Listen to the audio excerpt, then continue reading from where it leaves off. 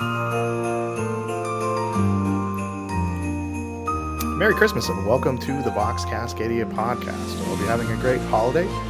If you celebrate, and if you don't, I hope you're just having a great Thursday. It's probably maybe the first time you're hearing this. So we are taking some time off to celebrate the holidays. So that's why you hear just me and not the dulcet tones of Connor and Tyler. So they're taking some time with their family, and I'm going to take some time with mine as well. So while we normally ramble on for about an hour about some random crap, this year we're going to take a look back, and we're going to look at some interviews that we did with some previous guests. So we've got Josh Strole, we've our two-time champion, Zack, Mr. Novitiates himself, as well as Chris Bacchi and Dan Ozborne, as well as a few interviews that we did at the World Championship tune-up tournament that we did for Emily down at Shiv Games just about a month ago. So while this is recycled content and it's maybe a best of, we're content creators. We can do that, right? We do have some new content for you as well, too. I sat down yesterday with Greg, one of the founding members of KTC, who is dearly departed to the East Coast. He's not dead. He's fine. He's totally fine. Celebrating the holidays with his family as well. But he and I sat down yesterday to talk about what he's been up to since then, his move to the East Coast, as well as Festivus a little bit. And most of the Festivus information he gave us is correct, but we found some information post recording that, but I'm not going to go back and update it. So if you have any beef with Festivus, talk to Greg about it. So we appreciate you listening. We'll be back next week with some New Year's content to talk about goals and resolutions and what we want for next year. So hope you're having a great holiday, and we will speak with you soon. So here's some of the best of Vox Cascadia. All right, so I am joined by Josh Strole, winner of the Blunt Force Beatdown. Congratulations, Josh. Thanks for joining us. I want to find a little bit about you. So how long have you been into gaming, and what got you into Kill Team? Hi, yeah, and it's nice to be here. I've been in mini gaming for about 10 years now, but I only started Kill Team a little less than a year ago. I moved up to Oregon last June, and it was kind of trying to find the local game systems, what was popular, what fit my schedule, and Kill Team kind of seemed to be it. And there were a lot of people playing here, and it worked out really well. Yeah, are you down in the Salem area then? Yeah, so go to Shiv most weeks. Yeah, Shiv's got a great scene down there. So what do you like so far about Kill Team? I like a couple things about it. I did like Legion primarily before this, and then I did 40K in like seventh edition, which is its own story. But I really like the alternating activations, and Kill Team carries that forward. I like a lot that it's kind of smaller scale, that it's pretty easy to like pick up a team, and that even though the teams are pretty like well constructed, or yeah, well constructed, they still have their own things going on, and there's a lot of tactical choices involved. Yeah, I played some 40K before I moved over to Kill Team, and going back to 40K and not having the alternate activations for a couple games, it just hurt my soul to just watch all my models die. And that might have been more to do with my ability to play than the alternate activations, but I really do enjoy that about this game. Yeah, yeah, I'm in the same boat. So tell me, is this your first tournament you won, or have you played many tournaments before? For Kill Team, this is the first one that I've won. I was like fourth at the White Elephant a few months ago, and then I've done various other tournaments through different game systems, and I typically do pretty well. I'm generally a fairly competitive player, but I haven't done anything big. I think this is the biggest thing that I've won. Yeah, it's awesome. And so it was, for those who don't know, Blunt Force Beatdown was ended up being a 38 player tournament. We had a few drops from the 42 or so we had signed up, and Josh came out in the end as the winner. So let's talk about your run at Blunt Force Beatdown. So you brought Imperial Navy Breachers. They had an awesome paint job with your skull heads. What made Thank you you. decide to run Breachers? A little bit of like really cool. They've been calling to me for a couple months now, and just all the people like smack talking them that they're slow or that they're like B tier or all these other sorts of things just kind of kept pulling me away. But I finally made the run for it, bought them, and they've been really fun to play. Something about them just clicks. I like that they are a quote unquote durable horde army between having more than average wounds and void armor. it really helps to compensate what horde armies typically lack. Yeah, you mentioned their speed. I know that Greg took them to LVO and had never really played much of them, and he could not handle their speed. But you handled their speed and you handled their durability too, and you got yourself a belt. Was there taking breachers? Was there any teams you were afraid to run into, or did you run into them or and get through it, or were you able to dodge kind of your big boogeymen? Maybe shockingly, Nemesis Claw. I did a demo to see what they felt like beforehand, and they just had I had a really rough time. Dice weren't kind to me in the demo, but it was still just like all the things that make breachers go off. Their debuff auras kick in at the same range, and so it's just still savage. I was also a little bit nervous about mandrakes, and I did end up playing against mandrakes, but I had read their rules a ton in advance to because I was scared. And so I was able to like work around a lot of their tricks and kind of come up and pull a win there. So let's talk about your games. So let's talk briefly about your first three games that got you into the top eight cut in the final, which there ended up being two Mandrake players in there. Who was your first game, and what were they running? My first team was against Shayla, and it was Elysian Star Striders, and I had actually never played at Star Striders before. I got pretty lucky in that matchup. I got pretty lucky in general. I don't want to oversell myself, but I won initiative 3 times in a row. And for people who don't know about breachers, their big stick is that at the start of each turn, they double activate with 2 scary things and they remove 2 models. So getting to go first every turn was pretty big momentum swings. Yeah, and were you guys on open board or into the dark? It was an open board. Cool. Uh, And then, so you took down Shayla in round one, and then round two, who did you end up matching up against? that one was against a blooded team, and I forget names again. Um, but they were pretty friendly, and that one was into the dark, and it worked out again in my favor pretty well. Blooded, it was nice for me because they're squishy enough that my 3/3 shotguns can actually reliably pick up models, and so I was able to just kind of push through really hard and beat them at their own game. Nice. I'm doing some research real quick to see who you played against since I'm quizzing you on it. I guess I should probably know it. It was something with a Z. Zarin. Was it Zarin? Yeah, Yeah, Zarin from up in the. He's up north with some of the people that came down from there. yeah, And he then was super what? nice. Yeah, he actually. I don't know if it still stands, but he offered to let people crash at his place if they're going to the Cosmic Cage match up there. So might have Wow. to. Now I'm just going to put it out to the entire world. So ping Zarin on the Discord. He's got couches and stuff apparently. So, and then game three was that was the game you ran into Mandrakes, right? Yeah, that was James, and I was playing into Mandrakes. That one was on open, and that was probably the hardest matchup. It was a rough deployment for breachers, and it was I think capture where you have to spend the action to claim the point. I was down 4-2 for the first 2 turning points because Mandrakes are just so fast that he was able to claim 4 objectives, and I had to focus on killing the Mandrakes before he could kill me. And I ended up just kind of swinging back in points by the end of it, getting 4 points, turning point 3 and 4, and denying him a primary point on turning point 4. And I ended up with a 2 point win, only scoring one more primary and one more tack up.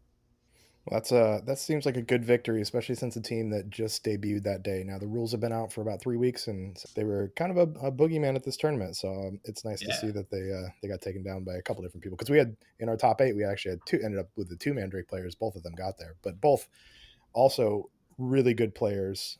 Chris Mm-hmm. from up here in Vancouver, and then James Loomis was the one that you ended up beating around three. But I'm excited to see them. I'm going to build those guys myself. Actually, I got them already built and try them out. And it looks like from the Discord, from your winnings, you got those built the other day too, right? Yeah. I was actually like, I was on the fence on whether or not I wanted to build them, and I ended up building them after that game because it seemed pretty fun. I was surprised. Do you think that'll be a team that you're gonna run out there, or just it was kind of like you I, saw them and it was fun? I might try. I've only played elves a couple of times, and not having that many models is hard. I'm very much a horde player, so I have to go out of my comfort zone to play anything with fewer than 10 bodies. So let's talk about the final round 4. You went up against Mike with his Hand of the Archon, right? Yes. So tell me a little bit. How did that game go? Was there any big plays, any big swings for that game? I had a couple. I had a couple of big swings really early on. I was able to get my demo guy turning point one to run in and crack grenade an overly extended elf, and then I had initiative into turning point two, and he immediately advanced, dashed, and threw a demo charge to kill another elf before being brutally murdered. And that was a pretty big swing to get those two kills early on because it let me push up the table, and he was on the back foot for the remainder of the game and just unable to score, even though we were killing each other roughly equally. Yeah, I walked by your board a couple times and saw a lot of dead breachers over there on the side. And I didn't know how the game was going because I didn't key into where the points were and stuff. It's exciting that you were able to pull out the win. I, for one, also hate Hand of the Archon. If you have listened to the podcast, you know that, especially that stupid torment grenade. So thank you for taking them down. Oh yeah, they're savage. I was proud of myself with the torment grenade. I tied them up into combat, and then I had my melta gun on guard like 2 inches away. So when the torment grenade killed the other guy, they just got melted. Good. Well, thank you for representing for the Imperium and taking out that torment grenade. So you won. You, as part of our normal Kill Team Cascaded prize support, you got the brand new Nightmare box. We had it for you on the day it came out. You also Yeah, got a amazing belt. that, Uh, that belt is wonderful. that's yeah. We had belts for the tag team tournament, but this belt was above and beyond. Where is the belt residing currently? The belt is currently residing in my bedroom. Begrudgingly, my wonderful wife is tolerating it until we find a more long-term location for it.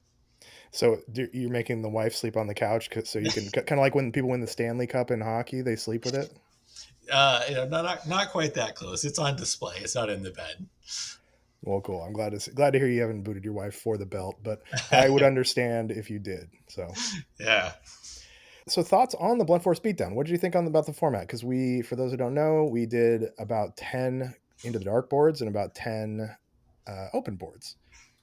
I really liked it. I had not played very much Into the Dark prior to that. I think that was my like fourth, fifth, and sixth Into the Dark games, or I guess I only did two, um, but it was good. I like having the mix. It adds a lot of variety. I love the asymmetrical Into the Dark maps, and I think that going forward, I would love to see that at other events. Yeah, Into the Dark has been a kind of a persona non grata or board non grata around here because of the Kill Team Cascadia leadership, specifically Tyler, and he knows this too. So, Mm-hmm. but I think one thing that did make it really cool and is we used the squad games. We used Dakota's asymmetrical maps for that. So I think it adds a little bit to it where you can't just pick the lane and figure out you can't just see the board and figure out the board and know where to go for everything. You got to add a little bit of strategery to it. So it's nice that we were able to run those out. So thanks, Dakota, if you're listening for those maps. Make some more. We need some more. Yeah, those are good. Is there anything else you'd like to see at Kill Team Cascadia events? If they ever fix Beta Decima, it'd be really cool, but not right now. Beyond that, I think it's fantastic. I really like the events as they're run. I think prize support is wonderful and amazing. I think the bounty boards are a really cool idea, and the Kill Team Cascadia leadership just really goes above and beyond to make it as good as it is. Yeah, and I've kind of been brought on in the past few months, but the foundation they've set for us is really good. As far as I think we raised about $450 for charity from this, and still gave away close to $800 in prize support. So I agree with you. I would like to try Beta Decima too, and I actually brought my Beta Decima board with me. And I was going to set it up at the very first table when you walked in just to make people panic a little bit, but not actually make people play on it. That's fair. It's so close. Yeah, I'd like to see beta testament. Actually, the swimming rules, I think that would be super helpful to get those into tournaments and more terrain too. So, did you put together that big chunky piece of terrain yet from the Nightmare Box you won? I have not. I don't have too much terrain in my own space yet. Well, I mean that's half a board of terrain, so you're doing pretty good with a start right there. Yeah. Do you have any tips for competitive players? So it sounds like besides taking down Blunt Force Beatdown, it sounds like you've had some success at tournaments before. Any just kind of tips for competitive players? Yeah, practice, as always. Practice makes perfect. Getting a good feel for the systems, I feel, is what's been the most helpful for me. And generally, what this looks like is having good priority, knowing when to put your focus and where, and knowing when people make mistakes and how to best punish them, because that really gives you a lot of the tempo. We're all human. Everybody makes mistakes, and games swing more on punished mistakes than any other kind of flashy play. And that's why high end tables are always so interesting, because you have two people like barely making any flaws, and then one guy missteps, and the whole thing is over. Yeah, I know I've made some mistakes in the past that have cost me a bit, and I don't think my smart plays have never really overcome my dumb plays. So what's next for you? Are you coming up for the Cosmic Cage match or the Tacoma Open? I'm coming up to Tacoma. That's my next big thing. Kind of have to space out the tournaments a little bit. Yeah, that's understandable. Were you at Tacoma last year? I wasn't playing back then. Do you know who you're going to take to Tacoma? Are you staying on Breachers for a little bit? I'm not sure. I'm currently, or I just finished building my Pathfinders, and I was going to try them out and kind of play around with things. But Breachers felt real good. It's very possible that I take them again. Yeah, I think it's going to be a mix of boards up there too, so that could be good for you. So, well, Josh, thank you so much for joining us, and congratulations again on the Blunt Force beatdown and your amazing new belt that's taking the place of your wife in the bed. But is anywhere people can find you? Any Instagram or Twitter or anything? I don't, unfortunately. I'm pretty internet anemic. That's good. You should stay that way, and I wish I was like that. Thanks again, Josh. Yeah. Good luck in Tacoma. Thank you. Thank you for having me. We heard previously from Chris Bacchi about the Dallas Open, but let's talk about the real big tournament this past weekend, the Colossal Cage match. And we are joined by the winner of the Colossal Cage match, Zack. How you doing, Zack? Oh, hey, I'm doing great. Thanks, Chuck. I don't know if it's bigger than Dallas, but in my heart it was. I mean, Texas thinks everything is bigger there, but it was a little bit smaller in Dallas. We had 24 players, and at Comics Keep up in Bremerton, Washington, our first inaugural tournament up there, and it went really well. But let's find out a little bit about you. How long have you been into gaming, and what got you into Kill Team? Yeah, well, I think recently, I guess tabletop gaming is the big thing. I've been gaming, video gaming quite a while, but what got me onto the tabletop away from the screen really was right before COVID. I started playing War Machine, which is a game actually done by a local company up here in Seattle, very close, called Privateer Press. And that was a tabletop game I really liked because it was, supporting a local business. And then I used to play at the game store where a lot of like the main designers and main artists actually played, like after work. I thought like, well, at least this will never stop. But it turns out with COVID and some changes, War Machine isn't really widely played. I only got into it enough to like build an army, play maybe half a dozen times, and then stop. And then pretty much a really, I don't know, long stint there between the start of COVID and maybe even a year after COVID, where I hadn't played anything on the tabletop, but I was interested. I'd caught the bug. I really liked the hobby aspects as being more into it. And then eventually I found the free time to get into Kill Team, I think sometime around summer last year. So it's almost been a year, maybe I've maybe been playing 11 months of Kill Team. So your Kill Team anniversary is coming up. Anything you're gonna do to celebrate? Get a new team or anything? Yeah, great question. I think organizing more events at my local game store, which is Waystone, actually just this Sunday, which is 2 days ago, right now, in the past. But I hosted a hobby day where we have this narrative campaign there, and we all painted up one of the Gallo Dark or Gallo Fall escape pods, and we painted up like the teams that we playing in the narrative. It's just really fun to host events. I'm sure you also seem to have caught that bug, Chuck. But it's fun, once you're playing for a little while, it's also great to organize because I don't know, I obviously enjoy it a lot and would like to share with others. Yeah, that seems like a natural progression for a lot of players as you play a little bit and then you want to keep facilitating and get other people playing. I mean, mine's kind of because I realized I'm not that competitive a player. I had some success last year, but I feel like I like the organization piece and I like seeing other people do things and get to those events that I previously played in. I'm getting a little bit of a bug to playing an event again soon though. What do you uh what do you like about Kill Team specifically? I know you said you played War Machine before and some video games. What is it about Kill Team that keeps you into it? Yeah, well, honestly, a big part of it is Games Workshop. As much as uh, not everyone has a ton of admiration for that company and how they treat their IP, but you're talking to an actual Games Workshop, not the IP Games Workshop fan. I think they've done a really great job making this hobby accessible across a wide variety of ways to get into it. We have amazing books, amazing video games, and honestly, amazing game in Kill Team. Kill Team's great because they finally were able to take one of their biggest IPs and make the promise to the player that you can buy a box, paint it up in a weekend, and start playing. And that's what people really want, honestly. It's what they've wanted for a while, but now we have it in 40K with a great rule set, and I just don't think that can be beat. I've been absolutely in love with it. Are you gunning for a job at Games Workshop or something? That's the nicest thing I've heard anybody ever say about them. Yeah, well, it's uh, hard to run stuff in productions like they do. It's very easy to poke a ton of holes, and I understand, no company is perfect, but I think the rise of just what they've been able to do over the last couple of years, especially post COVID, has shown a lot of really great returns. Yeah, I will say I'm a fan of Games Workshop as well too, and I have my minor beefs with stuff. Like I wish Kill Teams were out already, and I wish Blood Angels had a Death Company Kill Team. But beyond that, I also agree with you. They do a really good job. I was just poking fun at you there. But let's talk about your tournament history before this weekend. Is this the first tournament you've won, or have you won tournaments previously?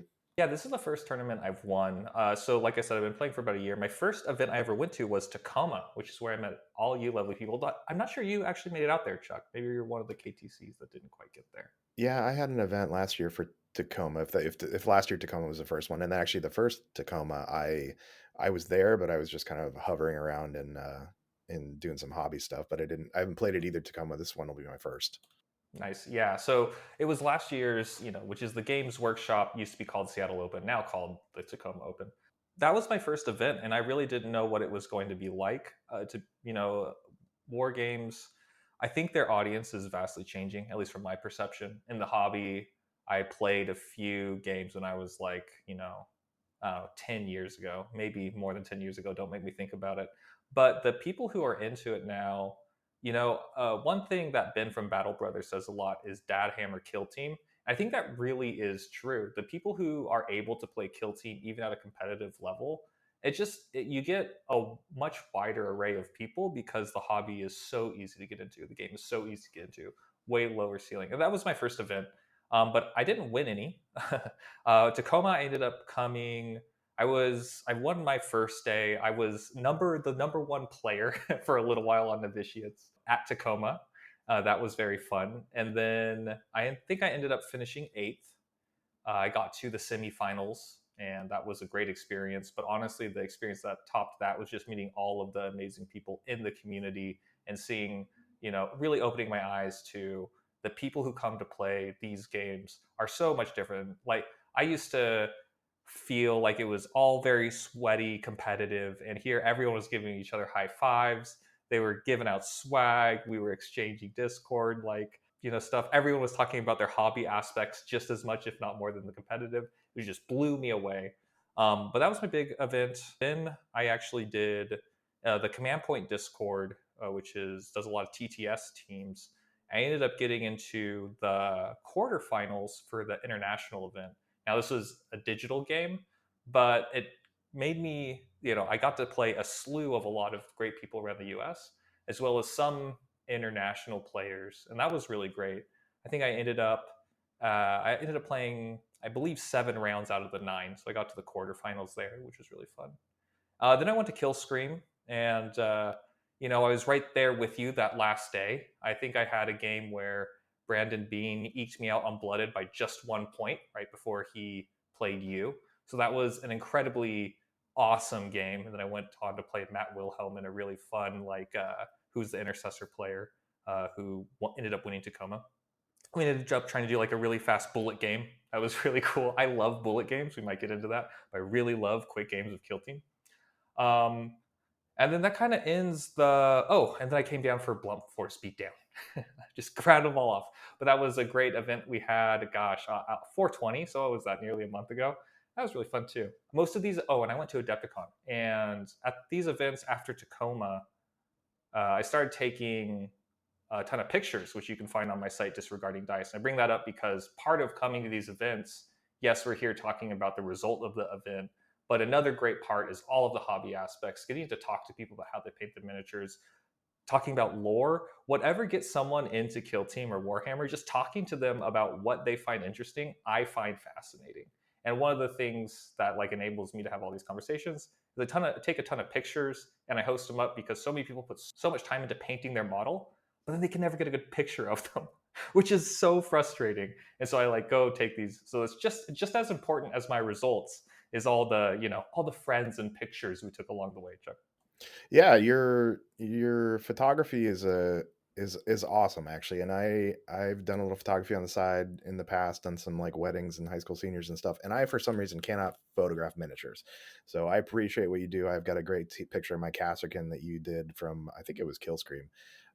So yeah, it's an awesome thing that you bring to tournaments when the light box comes out, and you highlight people's teams, because like it's hard to take pictures of miniatures. It's one of the things that I struggle with.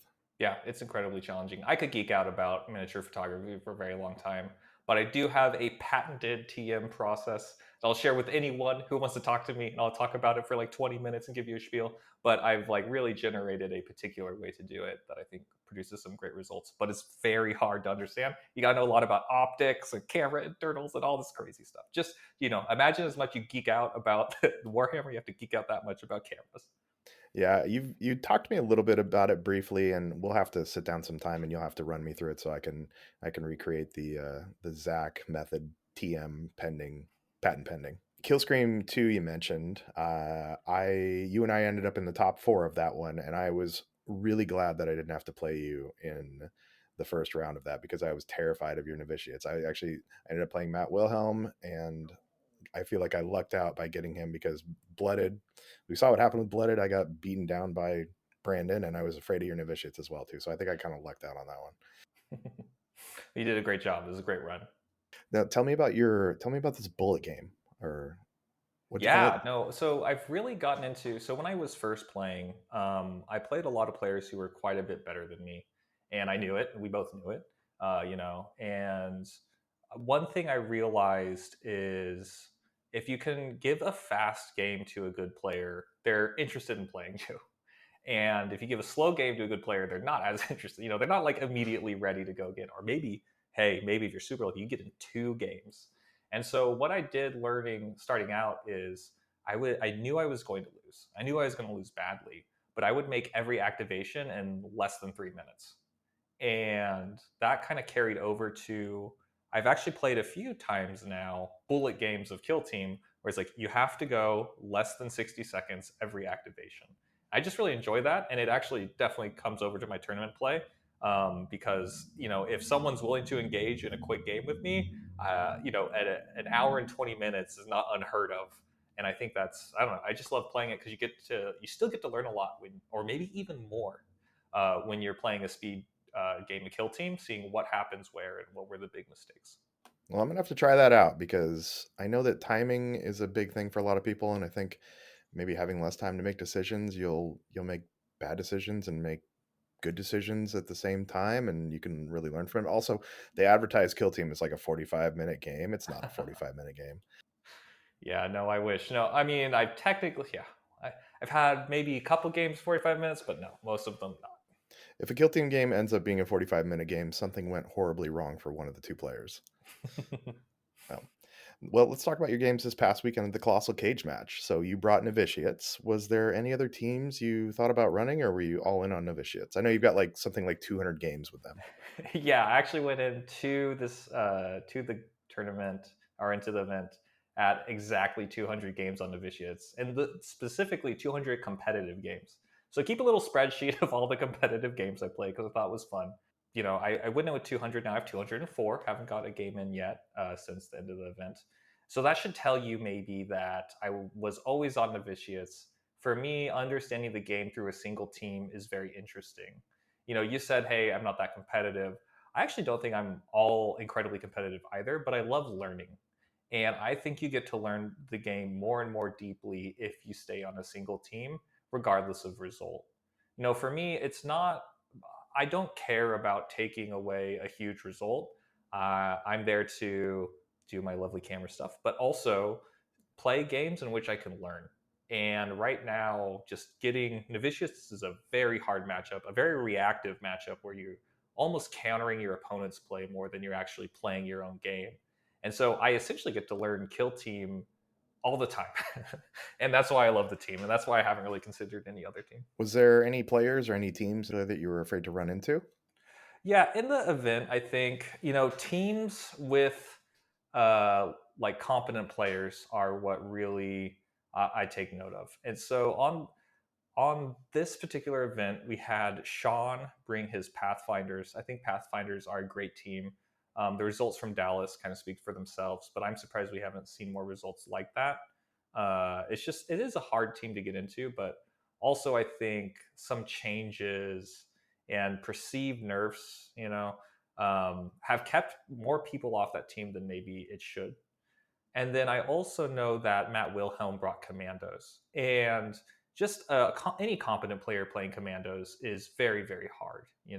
Those were the two I was really, really like, oh, if I get paired into either of these, this is going to be an uphill fight for me. I think we also had some great other players, and they brought teams that I thought I had at least an even chance against. One of those was Eric on his Mandrakes. One was Brandon Bean on Warp Coven.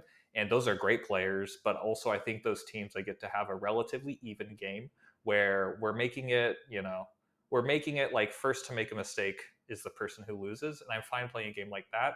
Looking at this Pathfinder player, this Commando player, who, they're great players in their own right. I don't think my skill is very much outskilling them, if any at all. Maybe they have some skill up on me. And they're playing teams that I believe give them a starting advantage. That was rough. So that was what I was thinking about. Now you did end up running into Eric and his Mandrakes. I was really interested in that game. I kind of hung out and watched a lot of it. What did you think about the Mandrakes? And had you got a chance to play into them before this game, or was this your first game? Yeah, well, I'm going to bring up the Excel. I'll tell you exactly how many games I've had on Mandrakes. So the Mandrake matchup, I have 4 games. I guess I shouldn't, no spoilers yet, but the majority of, well, I guess there is spoilers. Wait, I'm talking here, interviewing me because I won. Okay, yeah, so I have 3 wins and 1 loss. The first loss of the Mandrakes was actually against Grant, and that was my first game into Mandrakes. But I think I lost my first game because I didn't quite understand the rules, and now I'm 3-0. And so I think that team, it's very scary. It has a lot of gotchas. I think in my assessment, it has about 5 gotchas that if you don't think about every activation, you will lose the game. And that's very hard to compete against. That said, if you can keep that in your mind and you can come up with a game plan, I think they actually play at a disadvantage to many teams. But that's much easier said than done. Yeah, just keep 5 rules in your mind at all times, every activation you make. Yeah, no, not an easy thing. Yeah, I have a hard time remembering my own rules, much less 5 gotchas on another team. So I'm interested to try and play them. Actually, we had 3 Mandrake players at the tournament, and it was kind of interesting to watch them go about their business. And Eric did really good. He made it to the top 8, and I think he was top 5 all said and done. But how did that game? I think he ended up number 2 overall, actually. Yeah. Yeah, he did really good. His team was beautifully painted too, and his board was amazing as well. He won Best in Painted. Absolutely beautiful. It had an amazing. I wasn't able to bring my camera this time, which is too bad. Eric, if you're listening, please let me photo those Mandrakes next time. But he had some amazing wet blending done on the flames. Yeah, I had to pick his brain because I've been trying to find a scheme for my mandrakes and I just haven't. And I'm just going to straight up copy him now. That's what I'm doing. So Yeah, you won't go bad. You won't go wrong. They're really great. yeah, they look awesome. So, and then you talked about Sean and Sean's Pathfinders, and that ended up being who you ran into in the final. Can you give me a brief synopsis on how that final game went? Yeah, this was an interesting one. So round four, I found myself my first two rounds ended in less than an hour, so I had a lot of free time, and it kept me pretty mentally loose. The game into Eric didn't spin. Like I started at an early advantage, and so going into round four, I felt pretty mentally fresh. Even though my round three went to time, I was always ahead. I just had to not lose my lead. Round four, I'm feeling pretty good, and we get into the dark playing secure, and it's LVO map 3 for anyone who wants to like play along at home. But essentially, that one there's very interesting deployment where on the left side of the map there's a whole room where there's no objective inside of it, and then there's a long room that has like 4 doors, which is one on red side, and then three, arguably four on blue side. And so Sean ended up winning attacker defender role and chose blue. And he's hoping to capitalize on the fact that he has a lot of doors to hide behind on that blue side and a lot of free mission actions and pathfinders. Um, the first turning point, it's pretty quiet, honestly. I'm looking. I don't. This is my I think fourth game into Pathfinders. I don't know the team super well, and it's very hard for me to remember every single operative. So even before we start playing, I like point to each one twice, and I'm like, "That's your Sa Shui. That's your," and I'm like just pointing to make sure I know exactly where every model is. And then Turning Point One finds us with not a lot of trades happening. Only one, I think only one shot goes off. Essentially, through this big corridor, um, Sean wants to come in and take the middle left objective. And to do that, he gives up a shot on one of his drones. So I move up and I shoot one of his drones and kill it. And that leaves us at 10 novitiates to 11 at the end of Turning Point One. And honestly, I think that could have very well been the only shot that happened that turn. Mostly, it's Sean moving onto 4 of the objectives and me moving onto 2, with closed doors between most of the objectives, or at least the objectives on the far left and far right of the map.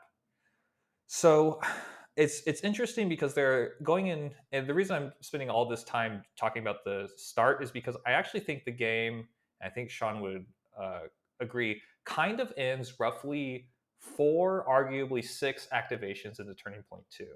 It's because in Turning Point 2, we have 3 places of tension on the board.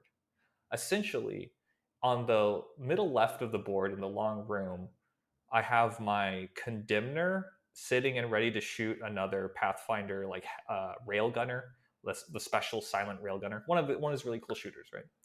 In the middle objective, I have a Pergatus ready to 2-for-1 one of his operatives along with one of his drones with the Torrent. And then on the right side, we have tension where he has his Grenadier and I have an operative that can open the door and fight back with 3 APL. And so these 3 places of tension kind of means whoever goes first, might have 2 different ways to pull off a kill, and that will get them up. And I'm going into Turning Point 3 thinking like, well, I think I win initiative, but he steals it for 2 CP. And then I end up going better damage on my auto guns, full range on my auto guns. Like, so my auto pistols for the team effectively become bolt rifles, which is pretty scary when supported by Faith Dice into Pathfinders. So essentially I have 10 operatives that can actually shoot and kill. And he has roughly the same, honestly, that can shoot and kill me. So it's going to be very killy, but he has activation first, and there are 3 points of tension. So that means he gets to, relieve one, maybe killing, then I go, then he goes. So what happens is he steals initiative. He takes on the left side, which is my Condemner in this room, trying to hold on to objective, and his railgunner trying to hold on to objective. He's like, I need to kill this sniper. I don't want something silent that I can't really shoot. I have to move and shoot, which is really rough for Pathfinders. Don't want to do that. And he can't marker light because I have blinding aura. So I'll just like waste his marker light activations. He's like, I want that thing dead. That's the most important thing.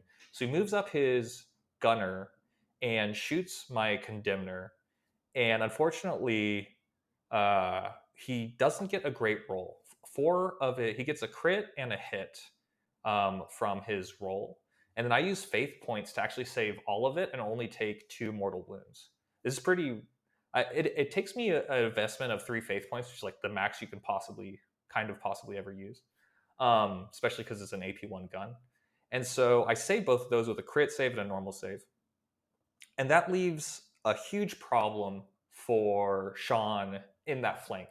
Because now I have an operative who's on conceal, who can't be marker lighted, or could be, but he'll waste so many activations, he's going to get behind the mission very, very quickly. And he wasn't able to remove that. That's bad. What makes it worse is it's now my activation. I take my flamer in the midpoint, and I do a 9 action called Burning Advance, which gives it a free dash. I essentially take out 2 of his operatives in the midboard. So now we're looking 2 activations into Turning Point 2. We have 9 Pathfinders and 10 Novitiates. That's not great. On top of that, I've killed 2 ready operatives, and he's killed no ready operatives. In fact, the only attack he has back is on the left side. So he tries this. He opens the door using not Moncaw, but the other crazy word that Pathfinders have. Opens the door, chucks a grenade, and that grenade again fails the roll enough that my faith dice save it. So he also doesn't kill another of my very killy operatives on the right side of the board, which is the Penitent, which is like my big eviscerator girl with 3 APL. So that fails, and then I'm able to kill his grenadier through in melee, and then close the door. So the problem is now I think I've just outlined 4 activations into Turning Point 4. Unfortunately, we have 8 Pathfinders on the board, 10 Novitiates on the board, and the only operative that Sean might shoot very easily without exposing himself is a non-ready operative. So the activation advantage is actually already insane. More stuff happens in the game, but really just in those first few Turning Point 2 activations and those 2 failed things, hey, praise the Emperor, faith dice are great, but also Sean's dice not helping him on either of those attacks. It leaves me at this really crazy advantage where I'll probably have to blunder more than one time for me to get back to even in the game. And so that's what we kind of see reflected in the score. So at this point in the game, are you already like sizing up the belt? It was right behind you at the other table. I mean, do you feel like you've won it at this point, or did you kind of know where you were at? It is still a dice game. Anything can happen, and Sean's a great player, so his dice might get hot, and my dice might get cold. At Adepticon, I was able to. My leader did over 23 wounds of hot to herself over 7 games. Holy crap! Something like every time she shot, she has a 2. For those like who don't know the profiles, it's 4 dice. You shoot hot, which means you'll take 3 damage if you get a 1.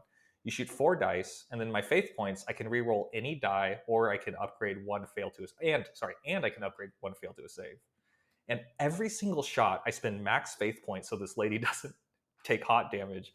I rolled something like, I don't know, 12 ones over 30 dice, probably even more than that. I'd have to go look. So my dice can get cold. Anyone's dice can get cold. And I know if I see that kind of dice results here in this game, it's still a game here, but assuming even dice, assuming enough faith fixing, I know I'm ahead, but I still have to be present and make sure the game reaches this conclusion. So apparently the Emperor protects in Bremerton, but not in Schaumburg. Turns out that is, at least my experience, that seems very correct. Yeah. Well, congratulations on the win. What were your thoughts on the tournament format? It was a 24-player tournament for those who don't know, and it was mixed Into the Dark and open boards. And it was the KTC open boards, so most of them were set up by Tyler and some varying terrain and stuff. So what'd you think of the event, and what else would you like to see at Kill Team Cascadia events? Yeah, I mean, I thought the event is immaculate. I think the way that KTC sets up boards is great. I know Tyler is one person who sets up boards. There are more than one of you, so y'all do a great job. I actually wanted to plug, talking about the maps. I actually, on my website, Disregarding Dice, I'll be hosting Alexa's map, who's the world champ, released a map pack. So you'll be able to find it there. The reason I say that is because Alexa's maps look a lot like the maps that y'all put together. I think these open boards that you're able to piece together look really, really great. I think they play super well. But also, we're just kind of talking about the mechanics of the game and how that works. I think the special sauce is everything around what goes into these events. We have a really great bounty system you guys have put in place. We have a really awesome, best painted every time. The prize support's great. You all run an absolutely amazing, event. Judge calling's quick, easily done. I think you guys had like 5 judges there for 24 people, so almost on a table. We're getting close. Yeah, it was a little judge overkill there. Yeah. But that was really, that stuff is really great, and the events go so smooth, and they go. And one thing y'all do really, which is really great. I really haven't spent a lot of time in Bremerton. I get to go different places, meet different people, and then also go to all these different hobby stores, and that's really awesome. I don't think that's something that every single scene gets to do. And so, yes, the boards are set up great. Yes, the judging's great, but man, just like the organization overall is incredibly smooth. Everyone who shows up is incredibly chill. The vibes are on point, and if they weren't on point and I was winning games, I probably wouldn't come. And that's the more important thing. And y'all knock it out of the park. Well, thank you. Yeah, we put a lot of hard work behind the scenes into it, and I'm glad it shows up and makes a good event for everyone. I really enjoyed them before I was part of the organization, and that's part of the reason I'm part of the organization now. So, what's next for you, Zach? Are you gonna make it down to the Skinning Pit Summer Slam on June 15th? Or are you going to Tacoma? Yeah, I will definitely be going to Tacoma. I think I have June 2nd, Sean, the person who I was playing in the finals, actually hosting something in Bremerton. I don't think I can make it to the pit. I'm sorry. Not this time around, maybe next time. And I'm very excited for all the events, but especially excited for Tacoma just to meet a ton of people again. It's so awesome when we all, you have a bunch of kill team people all together in the same place. So I'm pretty excited for that. And, spoiler, every single event I listed, I'll be bringing novitiates. So I'll be there playing my gals. So novitiates have been banned, and you have to go to a tournament tomorrow. What would be your next team? Yeah, okay. I would seriously consider Ecclesiarchy because they actually have a little more play than people think. I think, like, relatively hot take. I do believe Ecclesiarchy might have more play than Talons of the Emperor. I don't know about High Fleet. High Fleet have some very interesting skews based on map. Anyways, Ecclesiarchy is pretty high, and that would be Sisters Battles again. So I'm just cheating. So to Just not right back cheat, to Sisters. yeah, exactly. To not cheat and really answer your question.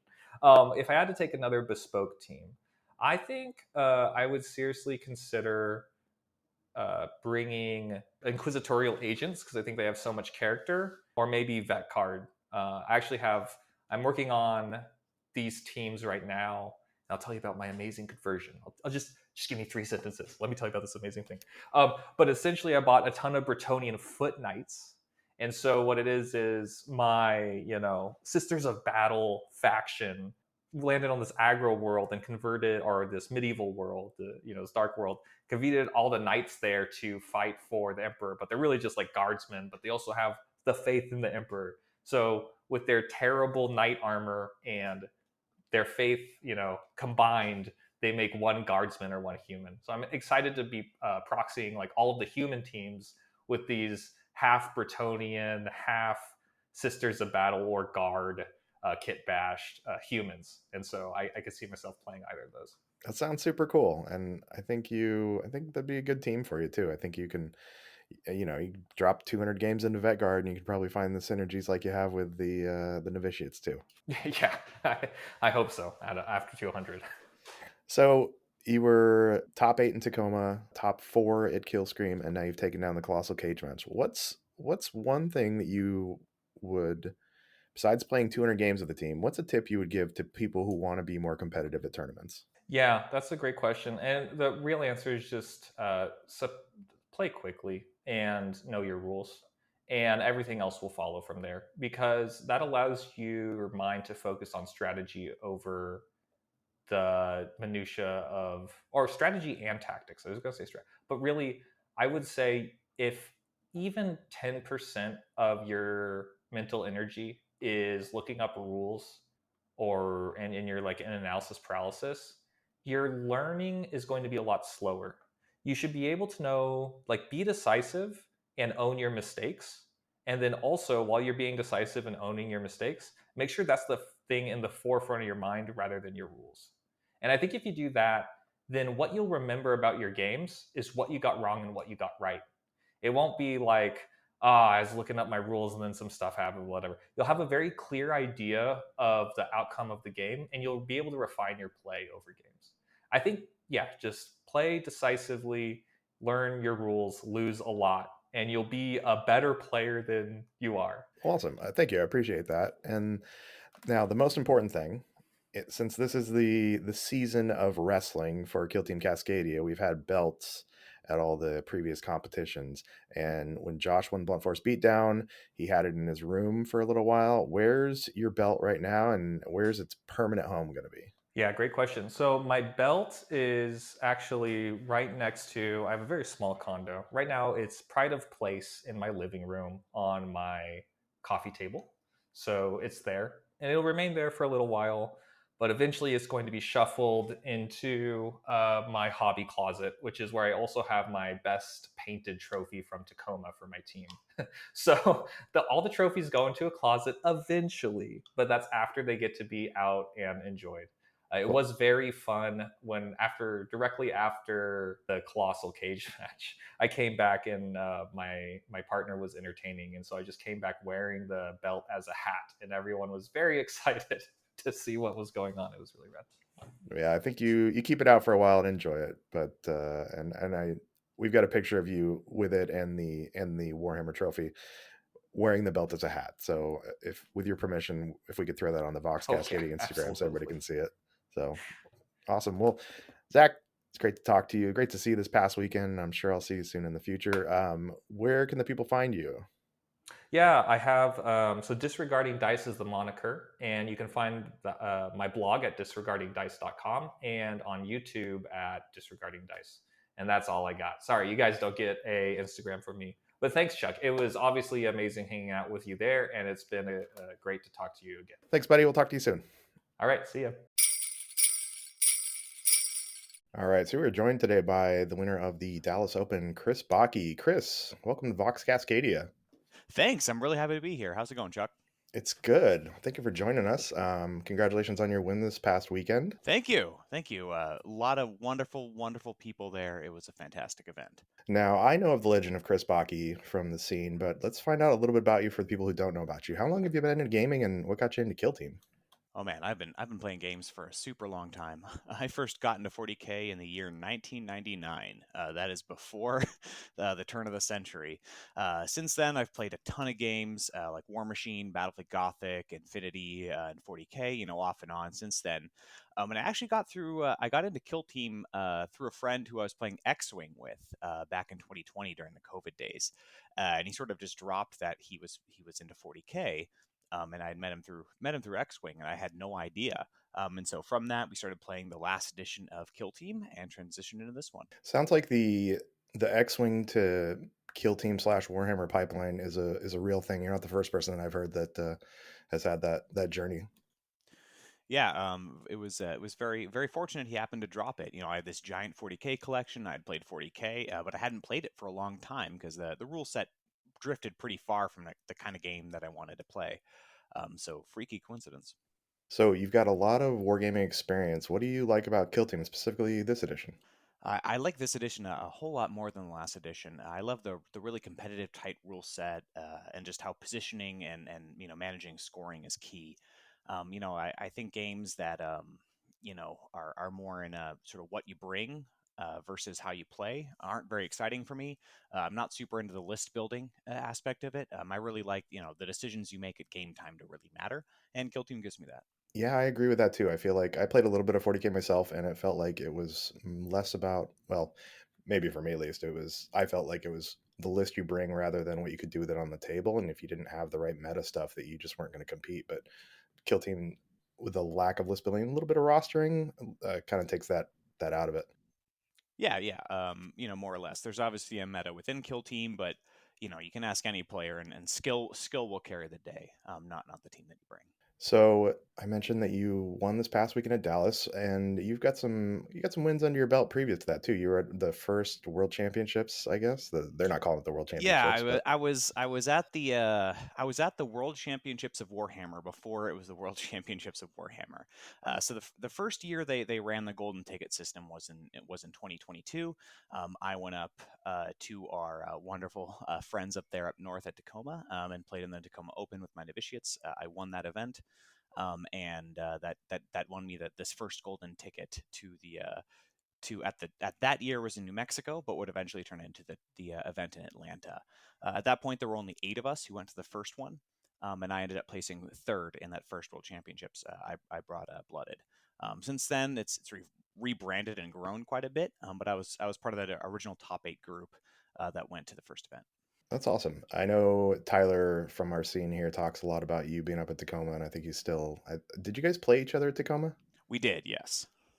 And that was he brought novitiates that year too, right? He did. We had a wonderful mirror match that was very very tight and competitive, and certainly was dictated very heavily by the you can call them infamous or legendary boards that were at that first event. Wonderful support from GW, but the folks that were running the event weren't super familiar with Kill Team, so there was a little bit of information that was lost in translation between, I think, what the intent of the boards were supposed to look like versus what we actually had on the table. So unfortunately, some of those first Tacoma maps were a little bit shooting galleries, and unfortunately, the Condemner and the Novitiate Leader are quite good at shooting at long range, and that made a made a big difference during the tournament. Yeah, the legend of the Tacoma boards, it lives on, and Yes, anytime anybody puts down a board, you want to make sure it's not a Tacoma board. exactly. Now you're in the Bay Area, right? Yes, I'm in the San Francisco Bay Area. And I'm sort of the head of the Bats team. We're one of the teams in the area that competes. The local scene a few years ago, there was barely nothing, and one of the reasons I wanted to form a team in the first place was my insane jealousy of the Spaniards that I saw at the 2022 LVO. Where the Spaniards proceeded to fly out and dominate the Americans.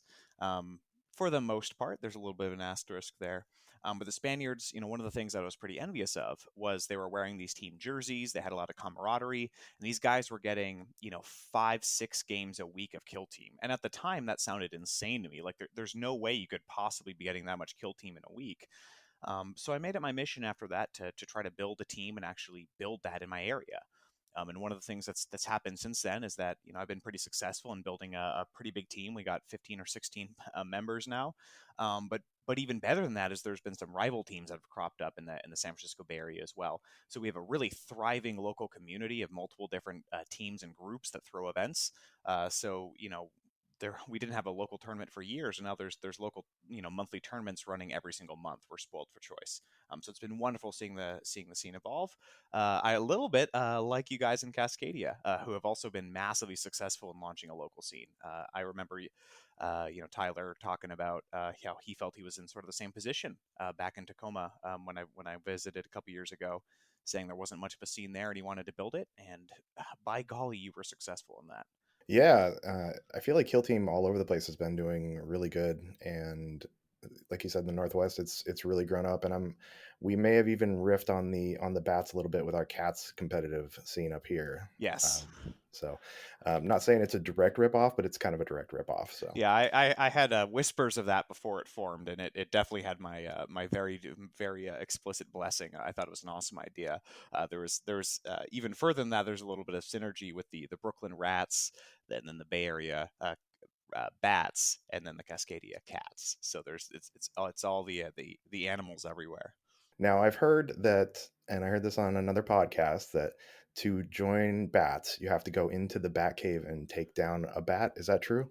That is true, with a little bit of an asterisk that there's only certain bats that you have to take down to join. But yes, we have a little bit of a ritual behind joining. So it's a very special event when we bring on a new member. We announce in the Discord that a baby bat is born, and it's a really wonderful event that everyone likes to celebrate. So it's a pretty exciting thing when it happens. Is there any sort of like hanging from your feet from the ceiling, extended like hazing that you guys do to Un- bring someone unf in? Unfortunately, I'm bound to silence on that one. So unfortunately, that is Team NDA. All right. Well, that makes sense, and you probably don't, might dissuade people from joining, or people might want to join even more. Then No, all jokes aside, we've got a absolutely wonderful group of people that play with us week to week. We have pretty regular, Bat Cave hangouts. Have pizza. And people just really enjoy themselves with food and drinks and just have a good time. do you guys have a local store that you meet at, or do you travel store to store, or somebody's We we house? we have a few local stores that we compete at, but the scene that we're the area we're covering is pretty broad, and most of the games that we play are in that Bat Cave, which happens to be in my garage, and that's I've got the entire garage basically dedicated to a Kill Team gaming space. So we have rooms for probably 4 or 5 games to go on at once, which definitely is enough capacity for us to all get our games on. Oh, you're dedicated. I mean, do you bring people into like your dojo and then train them too, or is this just like, That's exactly how it works. Is that when people first start coming, they aren't bats yet, and so it's sort of a mark of commitment if you keep coming week to week, and you sort of sometimes you get the beat down. But those folks who keep coming that are really fun to hang out with and like being there and want to win, when that moment does happen, they're always really really excited. They get their dice and objectives and jersey and the with little celebration of it, and it's a good time. now my headcanon for bats is going to be something like in Batman Begins, where he goes into like the Himalayas or whatever and trains in the mountain, except it's going to be your garage. That's what it feels like. And some people are, a lot of folks are pretty dedicated. Where we've had people show up to the Batcave for months before getting in. So I mean, it's commitment. That's awesome. Well, you're building a great scene, and as the leader of that scene, you again took down the Dallas Open this weekend. Let's talk a little bit about that. So, what was the format? Um, how big was the tournament? Was it Swiss or brackets, or what was going on? We had 42 players, I think it was. Definitely fewer than Games Workshop was hoping for, which was definitely unfortunate. For me, it was actually a lot more than I expected. I didn't really think a lot of people would be flying out, and I didn't know that Dallas itself had such a large local scene. But it turned out both of those things were true. They have Dallas has a pretty strong local scene, and a ton of people flew out to go to Dallas. So we ended up with 42, which was a really, really great number of people given the number of rounds that were committed to. Day one was pure Swiss, and then there was pods that were formed with the top 8 having a seeded top 8. So that means that the first round was deterministic, but the rounds from there were based on random within tournament points. And I think I heard it was 7 rounds in total. Yep, 7 rounds. It was 4 rounds day one of Swiss, and then the 3-day pods of 8 day two. And then was it mixed boards, open and into the dark? It was a 50-50 of ITD and open. I ended up playing the majority of my games on ITD. On day one, 3 of my games were on ITD, and then only 1 on day 2. So four out of my 7 total games were ITD, which is definitely always fun with Pathfinders.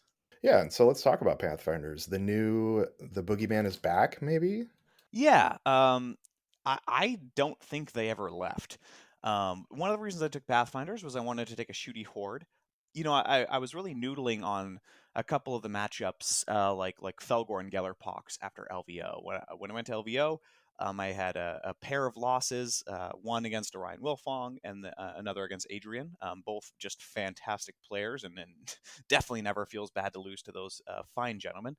But after the event, I was really scratching my head on how I could play Vetguard better to be able to handle those matchups. And then the data slate came out, and Vetguard had a couple of their tools removed that I thought that they really needed to make those matchups happen. So after that, I was thinking about what kind of team archetype would still be a shooty horde, but would allow me to handle especially Gellerpox and Felgor. And I settled on Pathfinders would be a fun choice to break those out and see if I could make it happen with them. Now, had you played Pathfinders previously? I know you played quite a bit of Vetguard, right? Yeah, I played a ton of Vetguard. Back from when the edition dropped, I played them, and then took them up again briefly to go to LVO because I thought they were, and I still stand by. I think they were strong enough to be able to win LVO. A Vetguard player, I believe, took second. So that was definitely the case, that they had what it took to win the event potentially. However, I had never really played Pathfinders. I was never a Tau fan. In fact, I've often been on the Tau hating bandwagon. And I had a lot of games against some Pathfinder opponents, that I considered my rivals. Shout out to Travis Chang, an excellent player who played Pathfinders a ton and managed to whoop my butt a few times with them. So I had a healthy respect for Pathfinders, but had never really gotten into playing them until about a month ago, when I did some post LVO noodling and settled on Pathfinders. I thought would be a good choice for the current meta. So let's talk about your games you played. How about give me some brief highlights from the first few rounds? Like, who did you play? What did you go up against? And maybe some plays that you pulled off, or some things that caught you by surprise that you were able to overcome. Yeah, well, the one thing, the one thing that sort of had my heart sink a little bit was when I found out that Mike Cortez was coming and he was bringing his Pathfinders. Mike Cortez is a fantastic legendary player from the East Coast that I had the absolute pleasure of TOing for when I TO'd for Nova back in 2022, and I caught a number of his games against some extremely strong East Coast players. Including Pathfinder and Redguard players. And in fact, I have very fond memories of his. And this was a streamed game for Nova 2022, where he went up against John from Can You Roll a Crit with a Pathfinder mirror match in the finals of 2022 Nova, and the game ended with a giant Pathfinder brawl at the end of the game. So just this giant chunk in the middle of the board of Pathfinders all meleeing each other. It was a hilarious finale to the game.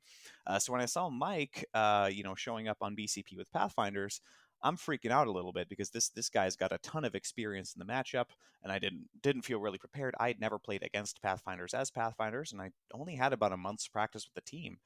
Um, as luck would have it, it was round one. So I had an amazing, battle with him and managed to squeak out a win coming ahead. That ended up being my only open game day one. The rest of my day one was Into the Dark. Definitely a really memorable second game I had on day one against Rob's Mandrakes. Rob, a really, really great SoCal player. I've had the pleasure of playing him in a couple events now. And at first, I had the upper hand pretty strongly. I was able to use marker lights to almost kill a Mandrake off an objective turning point one. Actually, kind of crazy how hard I whiffed the roll for the Mandrake to live, but that's a story for another time. At the top of turning point two, my opponent overextended, and I managed to punish him pretty heavily, knocking out both the Dirge Maw and the Part Collector one of the other ones. The Chooser of the Flesh. So I knocked out the Chooser of the Flesh and the Dirge Maw, the first and second activations of Turning Point 2. So my opponent was down 2 operatives to my 0, which was, in Mandrakes versus Pathfinders, a pretty disastrous position to be in. But shout out to Rob. He held in there, and he managed to start moving his, using Shadow Passage to bring his Mandrakes around the board, and ended up almost taking the win from me by doing a pretty strategic reposition to move to the flank where I was weakest and just abandon the flank where I had a lot of strength. So that was a really, really memorable game that I almost lost from that. Now, is this Hobby Highlander Rob? No, it's a different Rob. Oh, because I thought I saw Hobby Highlander Rob was there too, so I was hoping it was him in the kilt. No, unfortunately, it was not him. So after that, I ended up playing 2 Into the Dark games against Hyrotech, which definitely is a rough matchup, but managed to eke out the win there. One of the things that I definitely wanted to dodge was Orion Wilfong's Felgor. I played a bunch of matches on ITD against Felgor as Pathfinders and never got the hang of it. I never felt really confident that I could win the matchup. Ended up dodging that matchup in 2 ways. One, because he took Gellerpox, so that invalidated that concern in the first place. Then also somehow we ended up dodging each other and not playing, which shocked me because it seems like we run into almost every event that we both play in. Anyway, so that closed out day 1, and I was getting ready for the day 2 brackets where it was seeded. So I ended up playing Dakota for the first game of day 2 on Open. And I was feeling real nervous again for this game because Dakota managed to pull ahead of me 4-1 at the end of Turning Point 1 on primary, but unfortunately just lost a lot of material also in Turning Point 1 and wasn't able to hold the lead after that. Probably the most memorable play of the entire event was on day 2. My second game was another mirror match against Mike Cortez again. So I drew him the first round of day 1, second round of day 2, and Mike was able to launch an attack on me that didn't quite work out at the end of turning point 1. I wasn't sure who was going to win initiative turning point 2, so I ended up giving my Soul Grenadier Pathfinder an extra APL. Not really knowing what else to do with my comms. It was sort of like, I'm just going to bank it, see what happens. I'm not sure what's going to happen turning point 2. Things are going to get crazy. So when me and Mike roll for initiative turning point 2, something weird happened is that we were both hoping that we would lose initiative, because if you lost initiative, it meant that you could play the worthy cause ploy to actually go first. So it's a little bit of the Spider-Man meme of both players hoping they would lose initiative. Just pointing at each other. I like it. Exactly.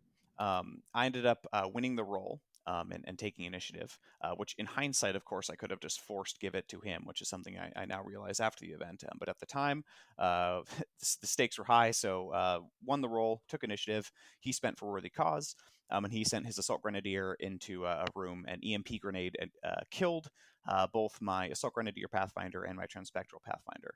However, thankfully, I had my medic near my Assault Grenadier, which was enough to save my Assault Grenadier from death. And because the Assault Grenadier ignores the minus APL penalties, the Assault Grenadier still had +1 APL. So it was my go, and what I ended up doing was a move that won me the game. So I moved my Assault Grenadier forward, and then with my free dash or Montcalm that I turned on from the turn, I managed to slip the Assault Grenadier into the room that my opponent was in.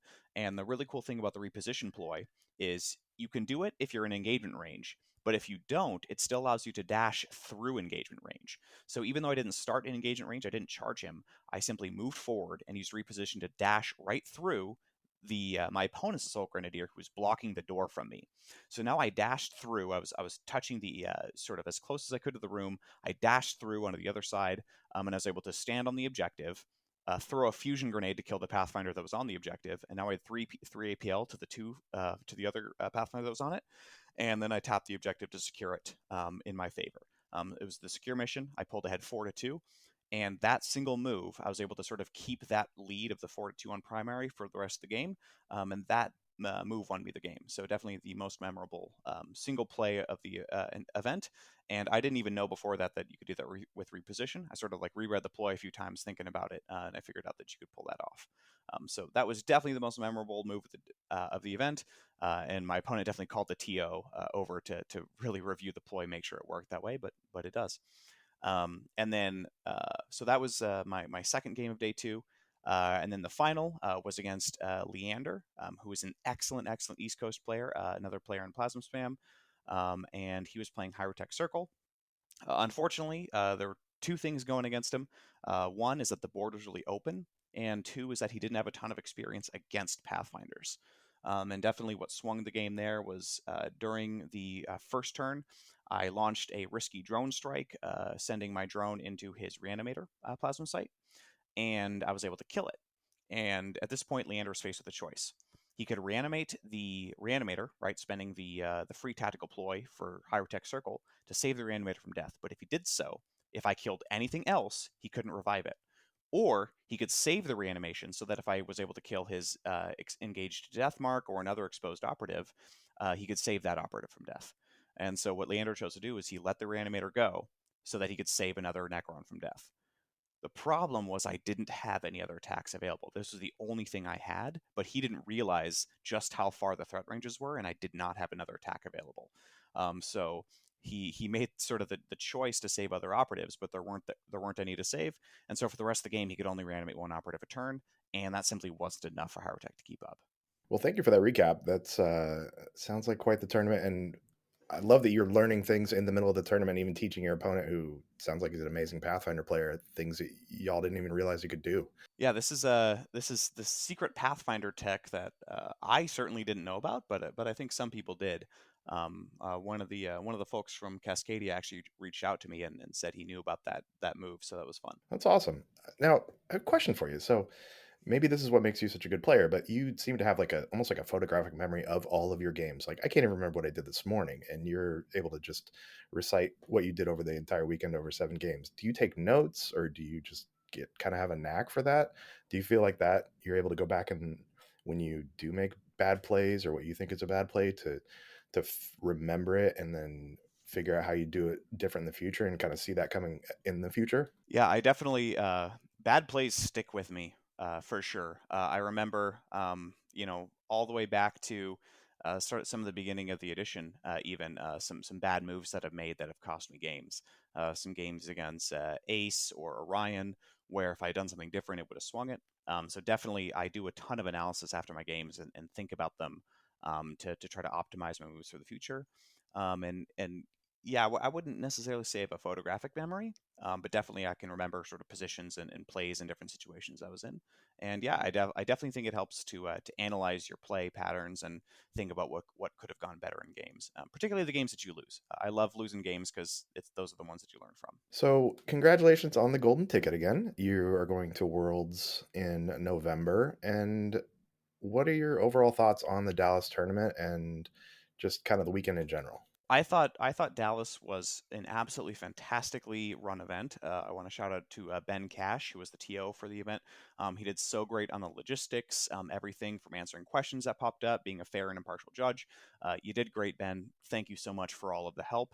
The locals that I met from Dallas were fantastic. The people who flew in far and wide, the people who came in anywhere from only 15 minutes away to an hour, who were able to drive. It was great meeting them, and of course all the people who flew out from the West and East Coast. Obviously really appreciate everyone else who was able to come out too. So Dallas was great. Another really cool part about Dallas was that the venue was a esports convention center, which means that they had this giant stage with huge screens that were streaming the games, and sort of doing a ticker tape of different things that were going on, including the winners of different events. That was super cool to see, and I definitely, if I was making decisions for GW, would recommend that they look for more venues like that in the future. That is super cool. I expect our tournaments to be held in like a ballroom or something at a convention center, but that's I never even thought like an esports arena. So that sounds like it added quite a bit to it, especially if you're on the sidelines and waiting for a game to start or something. Yeah, absolutely. So what is next for Chris Bacchi? You've got your golden ticket. Are you going to be coming to Tacoma still? Oh, you bet. I've been just super excited to travel for Kill Team this year.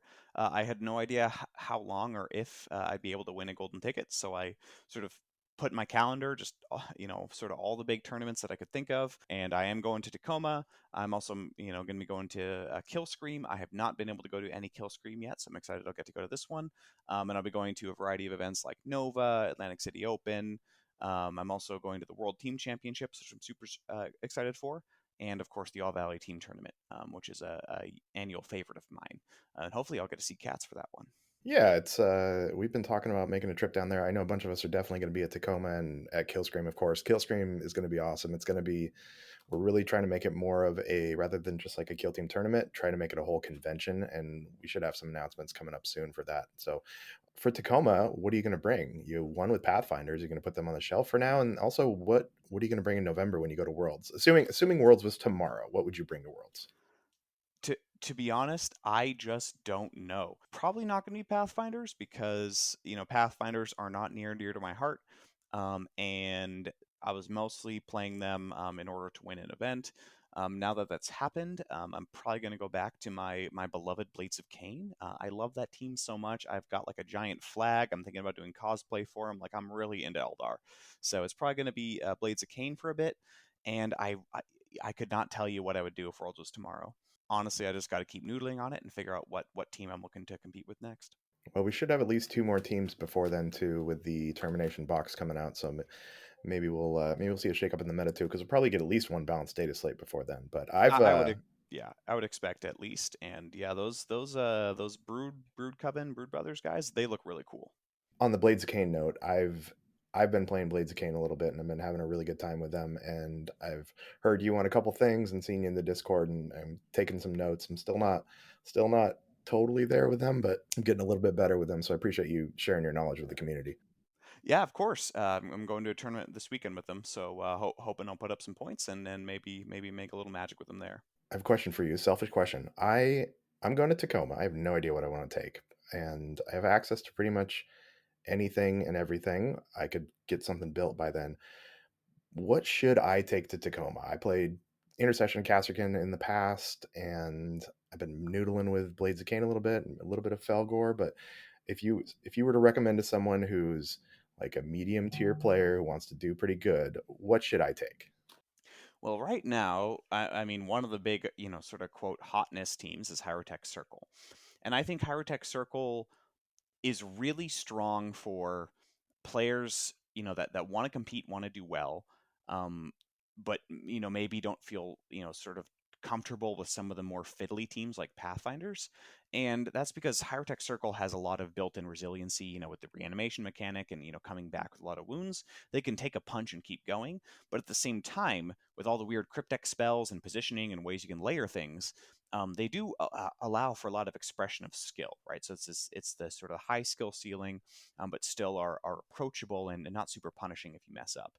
As I'm sure you've experienced, if you mess up with Blades of Cain, it's going to really, really hurt. And that team does not have a lot of resiliency. So if you do positioning mistakes, you're going to pay for it. Definitely think Hyrotech Circle's pretty solid.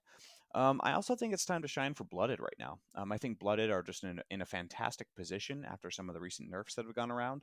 And I think anyone looking to compete at a high level should seriously look at that team, the combination of ranged and melee threats, and their ability to, really stack and dogpile a lot of operatives when they need to. I just think Blooded are super flexible and really, really good in the current meta. So those are probably the two teams I would look at. Well, I've got Hyrotech built and I've got Blooded ready to go and painted and everything. So maybe I'll run those around. I got 2 months to figure it out. And I did hear actually there's a Blooded player from the Northwest. I'm not going to name names who is thinking about I've dusting them off. Yeah, I've heard the tales as well. Well, Chris, anything you wanna plug anywhere people can find you?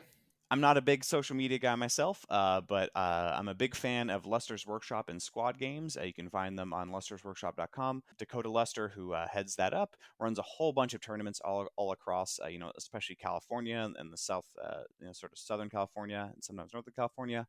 Two big tournaments we have coming up are the Bay Area Championships and the All Valley Team Tournament coming up later this year.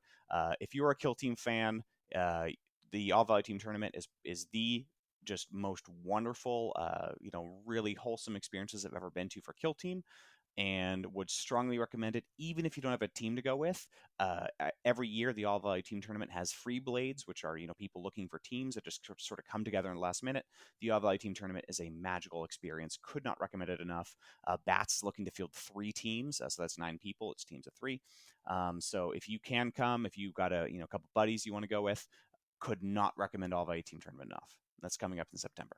Awesome. Yeah, like I said, I think we're trying to get some Kill Team Cascadia people down there. And then the Bay Area Championship is this weekend, right? That is this coming weekend. That is the our replacement for the Bay Area Open. Bay Area Open this year is only doing 40K. They're not doing any other events. They're basically in the process of switching venues right now and just didn't have space. Dakota is putting on the Bay Area Championships. It's a replacement for Bay Area Open, running the same weekend but a different venue. Good luck this weekend, and thanks for coming on. Congratulations again to Dallas, and I will see you in Tacoma, buddy. Thank you. It was a pleasure. Thank you so much for having me on, and looking forward to seeing you guys in Tacoma. Right, and we are joined again by Josh Strole, winner of the Skinning Pit SummerSlam. So Josh now has 2 belts in one of our Kill Team Cascadia tournaments. He's taken home 2 of them now, and his shelf is straining under the weight of them. And we got to know Josh last time in episode 13 a little bit. So if you want to know a little bit more about him and hear about his previous win, jump back to that. But Josh, thanks for joining us again, buddy. Yeah, I'm glad to be back. There's 4 belts out there in the wild from Kill Team Cascadia tournaments for this season, and you have 2 of them. So let's talk a little bit about your games. This time you brought Vet Guard, and your first game you started off against Inquisition, right?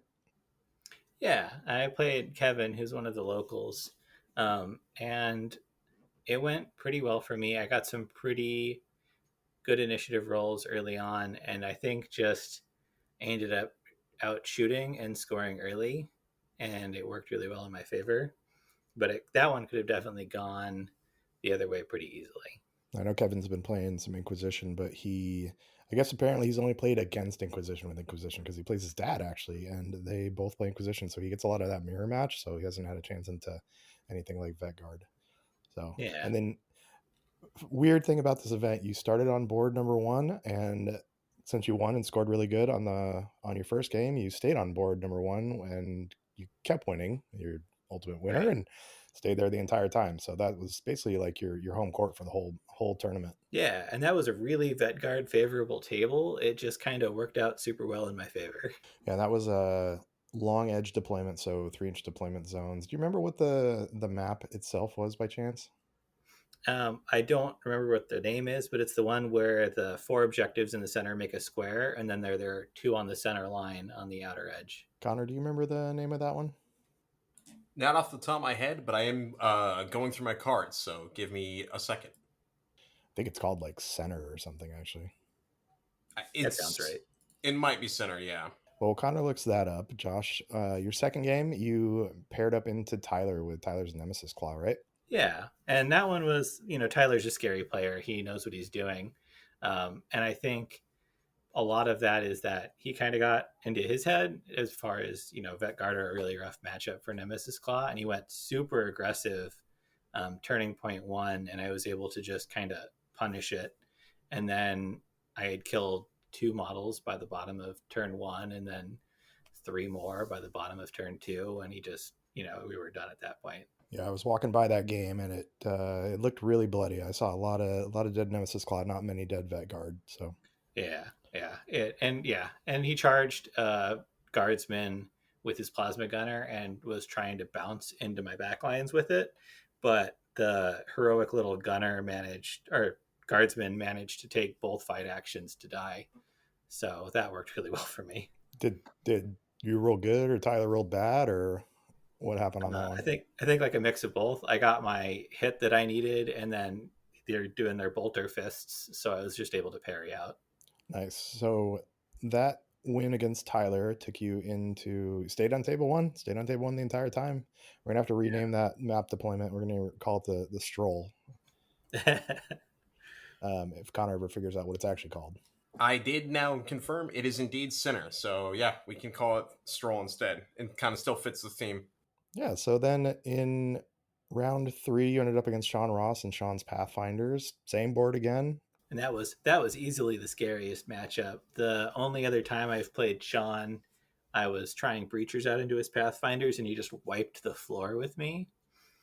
But I think we got into each other's heads a little bit. I did my normal Vetguard thing of yeeting them forward and scoring a lot of points early, and then we started trading 1-for-1 super aggressively.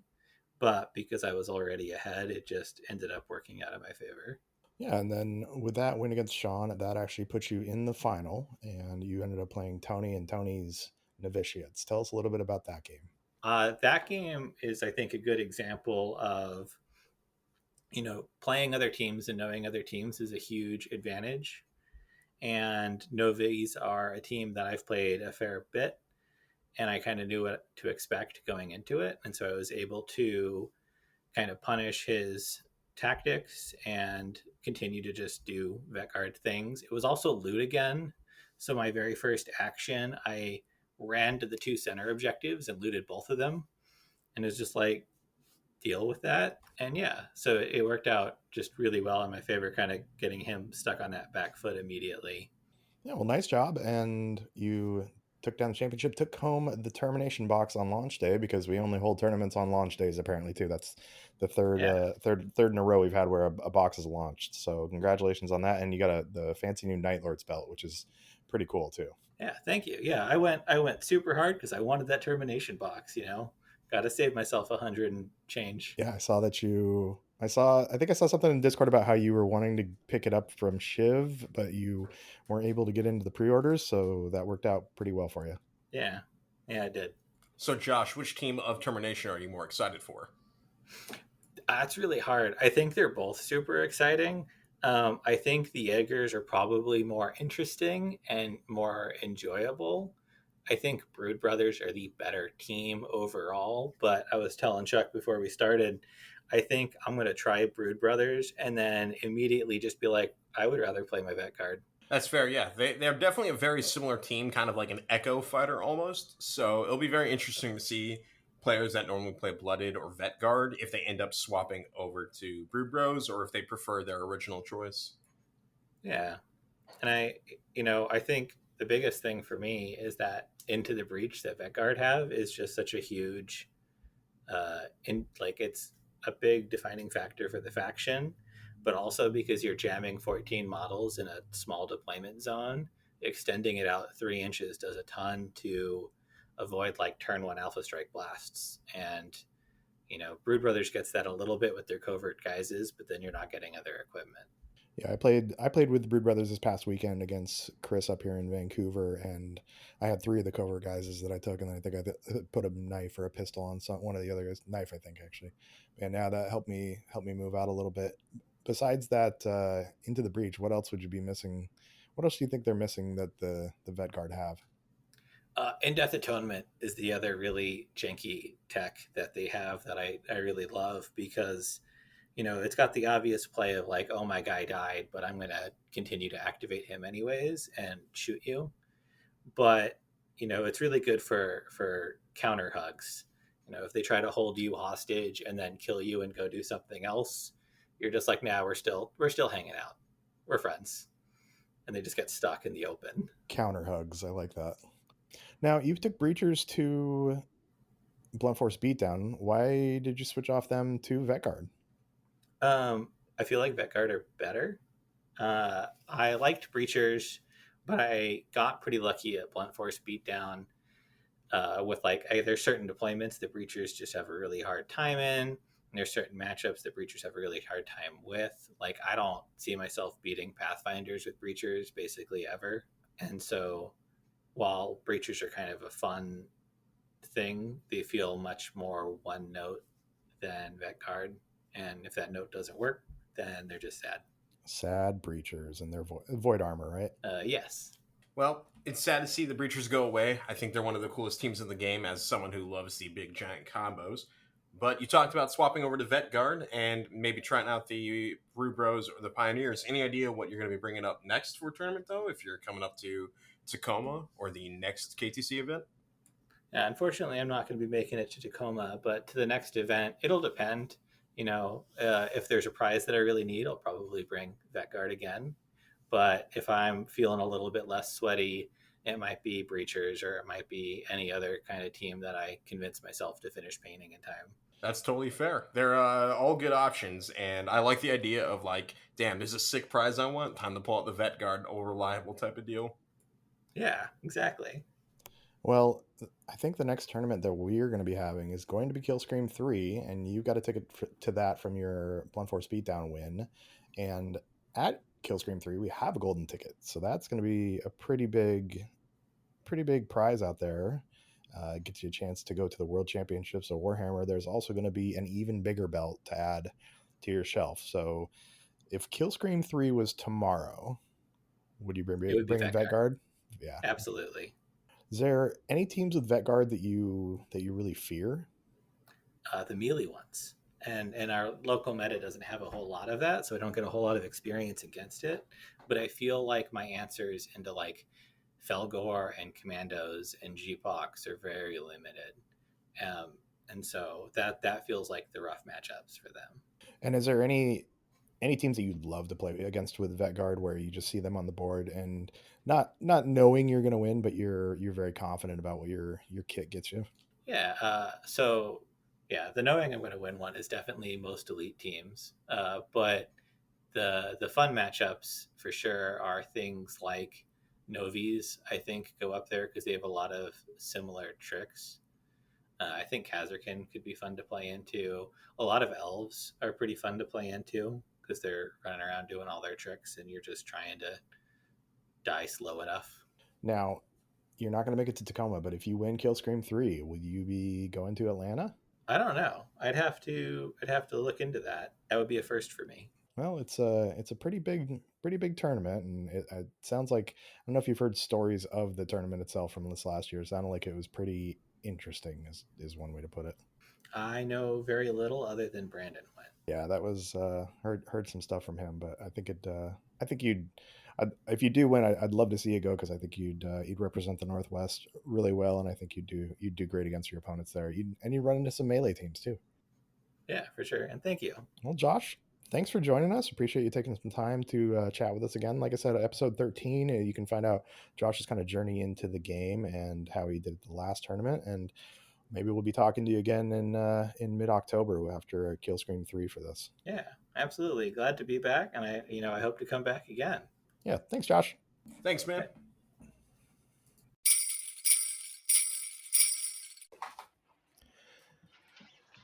And so CritCon isn't just a chance at a belt and a trip to Atlanta for Kill Team.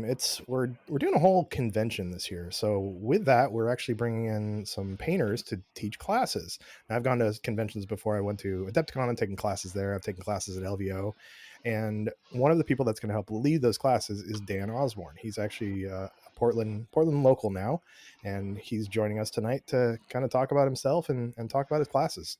Dan, thanks for joining us. Yeah, absolutely. Thank you for having me on, man. I really appreciate it. Yeah. So let's get to know you a little bit. Tell us a little bit about yourself and your time in the hobby. What got you into miniature wargaming and painting?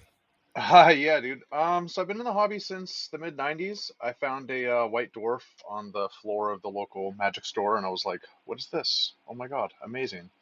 And I've been in it since then. I've actually worked for GW several times. Used to run a retail store, was in trade sales, done commissions. I've been teaching classes, got involved in conventions, and I'm actually part of the official GW event team as well. So kind of fingers in a lot of pies and many things.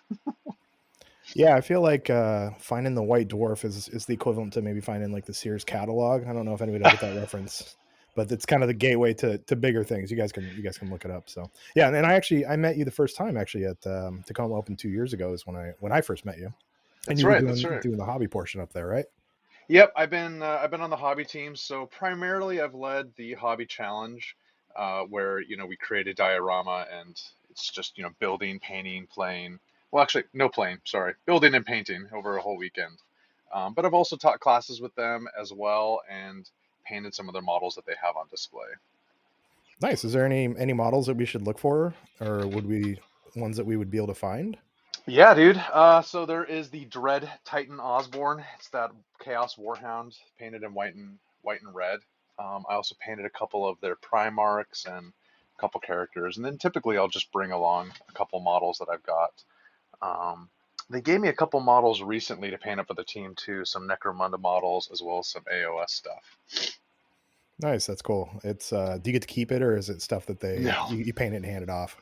Yeah, I paint it and hand it off. It's all theirs. My buddy Caleb Wissenbeck, he was also part of the event team. He painted some of the models. And then the boss, Ryan Schwartz, he's painted several of the models as well. So they're all GWs. They're not actually mine. Just on, put some cool stuff up for display, get people excited for the hobby, and just to see some cool models that you typically don't get to see, Yeah.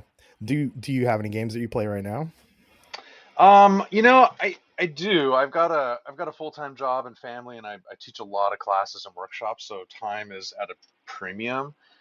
Typically, I'll play Titanicus about once a month, or I'll get like a weekend in where I'm playing a couple different times. I've been building up some Legions Imperialis, and I keep threatening to get back into Kill Team. I used to run a store in LA with the first edition of Kill Team, and we had a massive campaign. We'd have 40 plus people for every one of our campaigns. So I want to get back into it. It's just finding time to do all the things. Yeah, well, the good thing is that in Portland, there's pretty much a game of Kill Team going on somewhere every night of the week, whether it's Portland or Vancouver. So we can get you back into it. Yeah, man, should do it. Now, so you're actually helping us out with CritCon. You're helping us with running some of the painting classes and organizing that. And I've taken painting classes before, but in this day and age of YouTube and everybody's got a slapshot video, why would someone want to take an in-person class? Yeah, it's different, right? I mean, none of it is.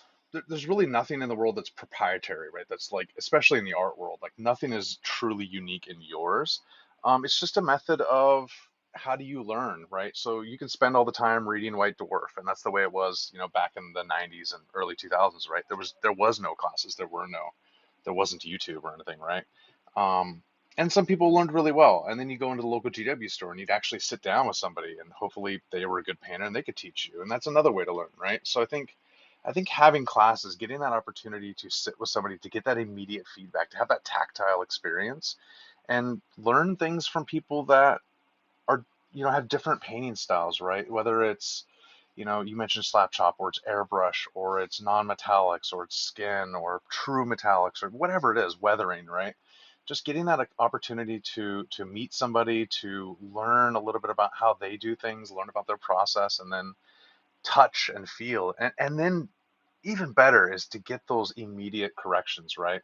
I was airbrushing for several years, for 4 or 5 years, and I just really wasn't getting anywhere. And I took a class with Caleb Wissenbach and say CK Studios, and within 20 seconds, he pointed out the 2 or 3 things that I was doing wrong, and it instantly changed my hobby. It instantly changed the airbrush as a tool that went from just horrible and frustrating to it's like another appendage. I just pick it up and just do things with it now because it's comfortable, it's familiar. Those little mistakes that I was making before that I wouldn't have learned, and I didn't learn through watching YouTube videos, he was able to see in like 20 seconds and make those corrections. So I think that's a big part of being there in person with somebody. I actually had a similar experience with the airbrush with Caleb. Actually, I took one of his classes at Adepticon, and I at that time I had invested in like an airbrush or two, and I had the compressor, and I had all this stuff, but it wasn't, nothing was clicking with me. And you're 100% right. Like sitting down in person with someone and having them give you that immediate correction, um, and you be able to be like, hey, this is clogging, why is this doing this? It changed my life with the airbrush. I went from like never wanting to use it, or thinking it was this mystical thing that all the stars had to align for it to actually spray paint correctly, to now one of my main tools that I use for stuff. So yeah, that's awesome. Absolutely, and that's a big part of it, right? Is getting that feedback, but then also just seeing how somebody does something, and getting that little glimpse into their mind of how they approach a project, right? Um, when you get down to it, like shading and highlighting is shading and highlighting. We all blend in our own ways, and in a lot of ways, it's really similar, right? But maybe somebody does something just slightly differently, and that might click with you, right? Or you could take a class and you're like, wow, that was really awesome. I had fun. I'm not interested in painting non-metallic metals anymore. It's just too time consuming. It was cool. I'm glad I did it, but I'm glad I learned that thing that I don't want to do, right? There's other ways that are easier and more exciting, or maybe they scratch that itch that you really enjoy. So it's I've it's, it's a good experience. Yeah, I've had classes like that too. I've specifically non-metallic metal, and I did wet blending as well too at Adepticon. And like I went way hard on the advanced techniques, and I'm a decent painter, but I wasn't ready for those, or even to put those in my workflow. But even though they didn't really, when I came home, I didn't really get them into my workflow. I still find myself these days every once in a while like messing around with non-metallic metal a little bit, or trying a little bit of like wet blending. And I would never be anywhere close to being able to pull that off, and I'm still pretty rough with it had I not taken those classes. So like you said, yeah, I think you try something and see like, okay, cool, is this going to be something I want to use in the future? And you I've never had a bad class, and I always have fun, and it's always neat to try something. I'm always, one thing about classes too is I'm always amazed what comes off of my paintbrush, or what comes from my work in a class versus just sitting at home by myself. Yeah, it's cool. It's as a teacher, right? As an instructor, like I used to be an elementary school teacher, and you really have to know and understand things to then communicate it and teach somebody else, right? Like you have to know the ins and outs and the little whys, the little, like, why do I hold my brush in this particular fashion? Why do I clean my brush as often as I do? Why do I use this particular material? Why do I not use this other material or this other product? So teaching, if you're going to be a teacher, if you're going to be an instructor, you really got to know it, and that's where you can feel those questions from folk, and you can talk to them like, this is how I do the thing, and this is why I do it in this particular order, or why I use this certain brand of paint. Dry brushing is a great example. It's a fairly simple and approachable technique, but then when you sit down with Byron Ord from Artis Opus, the dude is like an absolute wizard, and you're like, oh my god, I apparently have been dry brushing wrong for 30 years. I will change. Yeah, I think one thing with classes too is that like if you watch something on YouTube, if I want to learn how to do something on YouTube, I watch 15 videos about it Mhm. and I don't get like one solid process. Whereas I feel like I get in a class and even the scatterbrain that I am, I'm able to focus on what's going on with that class and what they're teaching me there to really dial in on that technique. Yeah, and it's good too because you're getting that artist's interpretation of it, right? Like again, I'm one of the big event organizers for the Nova Open Convention. I do all the seminars, all the art classes there. So this year we're going to have over 100 classes with 30 something different artists.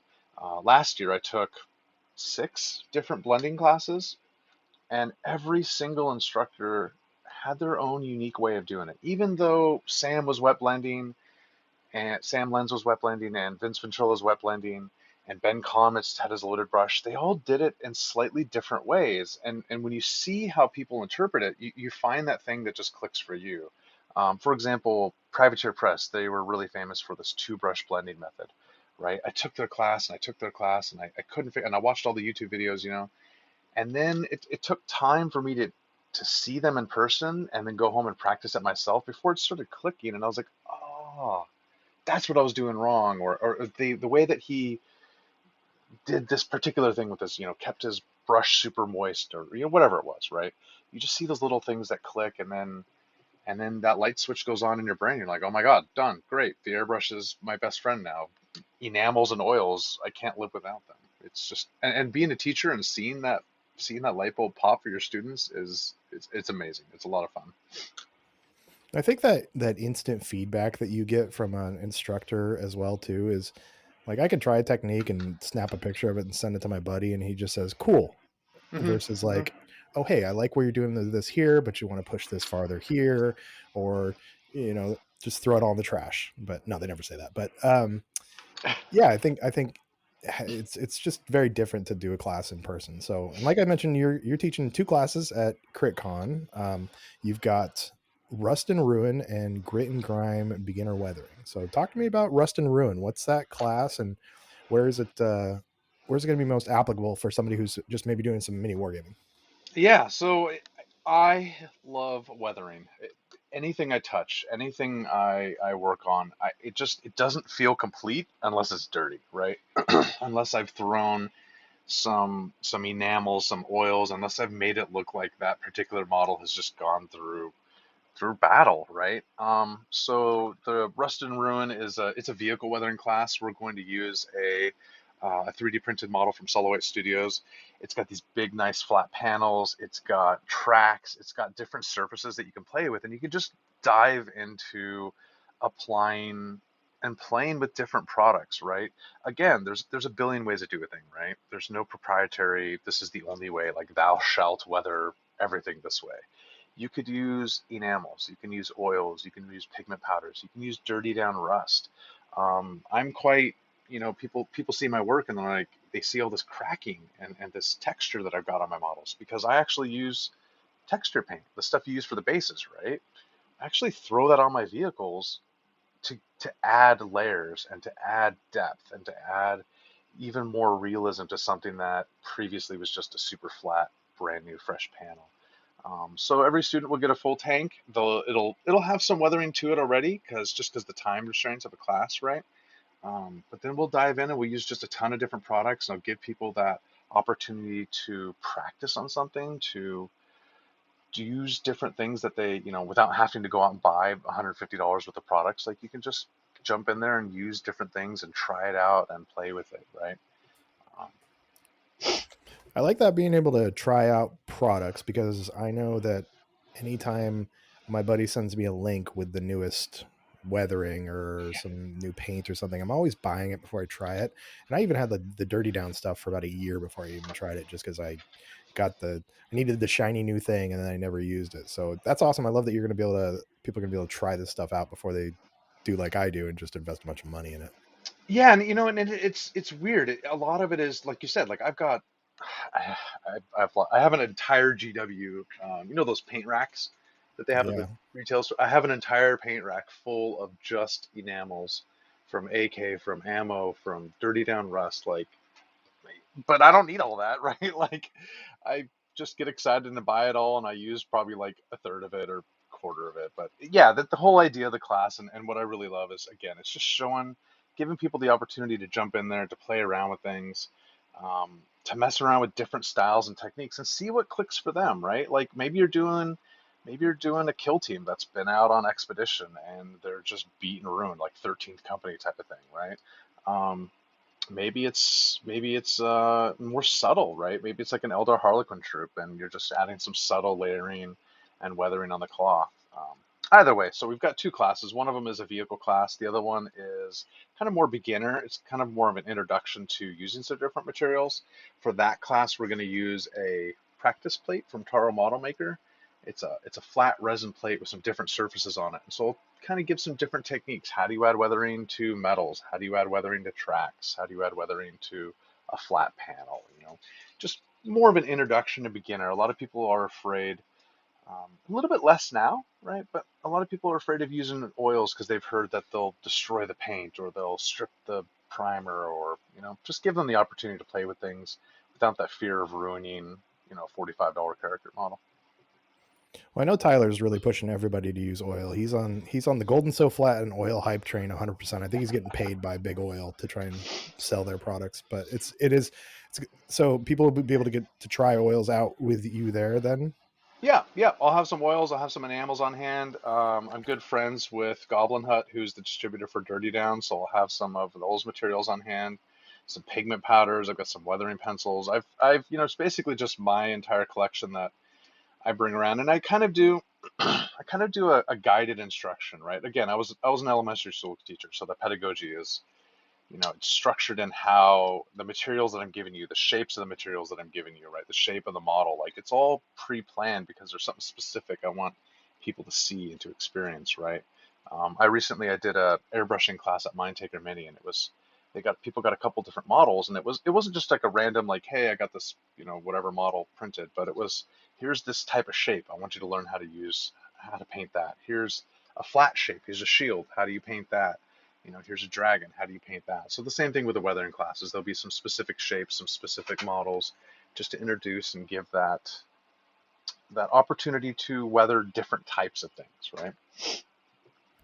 That's awesome. Yeah, I think it's going to be good for people to get their hands on some of these other products too. And I know that me personally, I think that seeing weathering, and whether it's just basically like, I feel like we had too sterile of models for quite a long time. Myself even too. Like all my Blood Angels they looked like they were fresh off the factory floor. There was no grime, no dirt, no nothing. And I just started to do a little bit of, when I was dry brush the base, I would run it up on their greaves a little bit and on their feet, and it takes that model and puts it into the world rather than looking like it's just in a store. Yeah, absolutely. And that's, again, like I've been hobbying for a long time, like even before the internet was a thing. It just feels weird to say, right? But there's a lot of mystery that revolved around things. Oils, for example, I started using them over 10 years ago, but I had a couple bad experiences where I used turpentine instead of mineral spirits, and it did strip the paint, or I used alcohol and I didn't understand why I was getting certain reactions. Pigment powders, the same things. I played with them. I even made my own, like grinding them with a pedestal from like artist pastels. But I didn't really get the effect I was looking for, so I kind of shelved it or tossed it. And then years later, I circled back and I was like, oh, okay. I put together this little tip from this person, this little tip from that person, and kind of figured it out. So there's a lot of fun ways to do things, and to make weathering look natural, like you said, not like camel, those, like the black and white cows, how they've got those, dots. Like, you don't want it to look like that. That's the way I did it, like in the 90s. Like that looked horrible. There's better ways to do it, and it's a little bit of pass along those tips, pass along those experiences, and sharing it out. Yeah. Well, I think one thing that's awesome about your class too is, for people who are coming for, say, especially the Sunday one, it's from 2:30 to 4:30, so it's 2 hours. And for people who are coming to Kill Scream and gonna play in the kill team tournament, we do a cut at the end of day 2. So if you're not one of the top players, day 3 you can come back. We'll have a narrative event, or you can do open play. But I think this is another opportunity for people who maybe are just trying to get some Kill Team games in to work on the hobby piece of it too, because then Saturday afternoon you can take a class too. Absolutely, that was the entire purpose of it. We tried to myself and Ryan, Useless Wizard, on Instagram. He does classes at Origins. We kind of created the schedule so that way on Sunday there's opportunity for people to do different types of classes, to jump into different sorts of things. Even if you're not playing in the Kill Team tournament, you want to take the vehicle weathering class, right? I'm teaching that same class at LVO. I'm teaching a version of it at Nova later this month, but this way you don't need to travel across the country, right? You can do it here. You can, jump in and take a class. Plus, you're going to get a model to take home and to keep practicing with. So it should be a lot of fun. Yeah, I think that's one of the things with my classes is because generally you don't have time to finish a model unless you're taking like a couple day class. So, Yeah. but then getting the process started and then coming home and working on it more, I think helps you continue to build on the skills too. Yeah, absolutely. I did a night class, a 2-day workshop in Santa Cruz, probably a month and a half, 2 months ago. And one of the students flew out from Indiana, took the class, did a great job, had a lot of fun.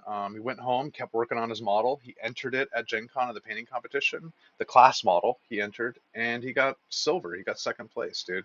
So That's awesome. awesome. Yeah, awesome that he did that, but also like great testament to your point, having that opportunity to take something home, keep applying those techniques, keep practicing them, just keep building on what you learned and incorporate it into your paint flow, into your workflow. Now, there's a lot of people out there that are maybe happy with where they're at or don't really get as excited about the hobby side as maybe you and I do. What would you say to them as far as how is learning a couple techniques, maybe some weathering, how's that going to enhance the game that they're playing? It looks awesome, dude. Like, how rad does it look when you've got an awesome model on the table and you're proud of it? It's exciting. And I think that's part of the hobby too, right? It's, again, I was a GW manager, so it's kind of beaten into me, but it's build, paint, play, and collect, right?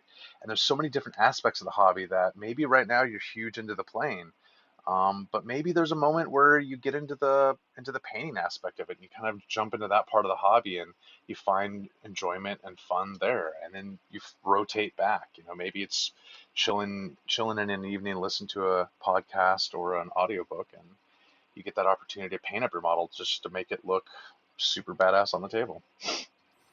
Yeah, I know that it adds a lot to the game experience too. I think when you have two really good looking teams or armies on the table and Yeah. you're like, especially you put hard work into yours or they put hard work into theirs and yours is going to stand up right next to them, and it makes it more immersive too. It does. And I used to be really competitive. I used to play War Machine very, very competitively, and I I I was maybe too competitive, I wasn't the person that I really wanted to be. Um, and so I've kind of taken a step back. I'm more into the narrative side of things now. But internally, I mean, the competitive streak is still there, right? So, like, at least mentally for me, it's like, well, I'm going to lose this game, and I'm totally cool with that. But I'm going to make sure my models look really, really good. Maybe better. Maybe they're going to be the best looking models on the table. I don't know, but they're going to look awesome, and I'm going to have some real pride there. That's I went that way too with when I was playing 40K, and it was I had a Blood Angels army that was, I think, up there with most of the best teams at a tournament, and so I was like, they're gonna look really good going back into my case as I make stupid moves. Yeah, exactly. I mean, I've got a whole like IKEA Billy bookshelf with glass doors, and it's just full of all my painted knights and my old kill team. I used Death Watch. I had some Grey Knights, and I've got some Necrons. So they're all just chilling in there. They look great, waiting for their day in the sun. Well, we'll have to get you back out soon, and Death Watch, Grey Knights, and Necrons all have some teams in the current edition of Kill Team. Hopefully, They we get a new do. Death Watch team actually, because they are the Death Watch Kill Team, and they don't have a what we call a bespoke team for this edition yet. Yeah. I just saw those that new codex is coming out. Looks really good, dude. Yeah, the Agents Codex. Oh, yeah, and that was, I remember, like, again, I'm dating myself, right? I remember when all those models, all those Inquisitors came out in metal, and they were so cool. Then the conversion opportunities are just absolutely limitless. They're just so much fun. Yeah, I love all the Eisenhorn books too. So any of the Inquisition stuff is, it always piques my interest. Yeah. I actually started re-listening to the Eisenhorn series recently, and it's still good. I mean, even after all these years, it is still an awesome series of books. It's a lot Did of you fun.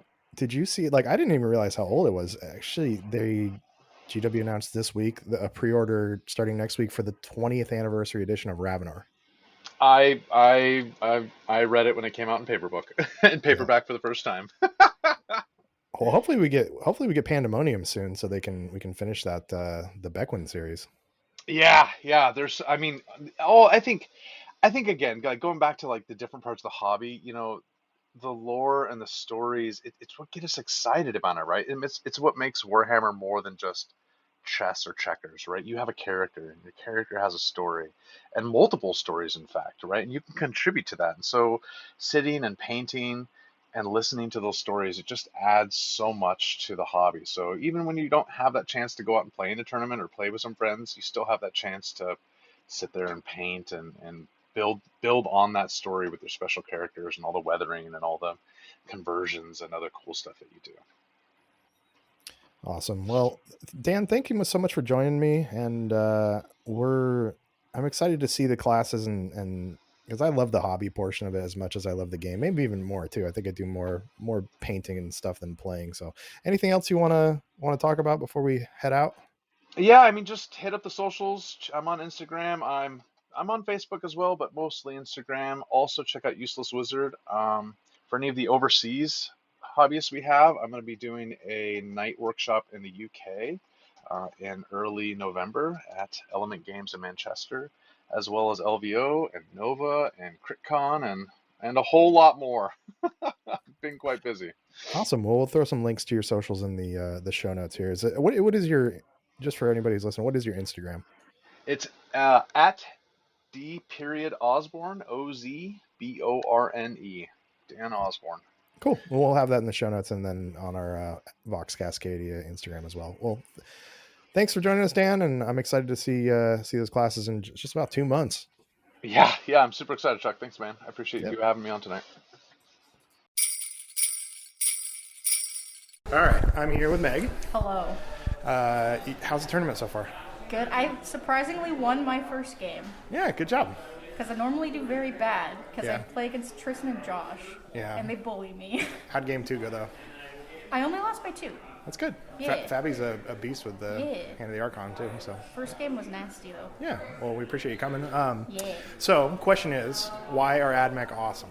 Because they're non-binary icons. It's a good answer.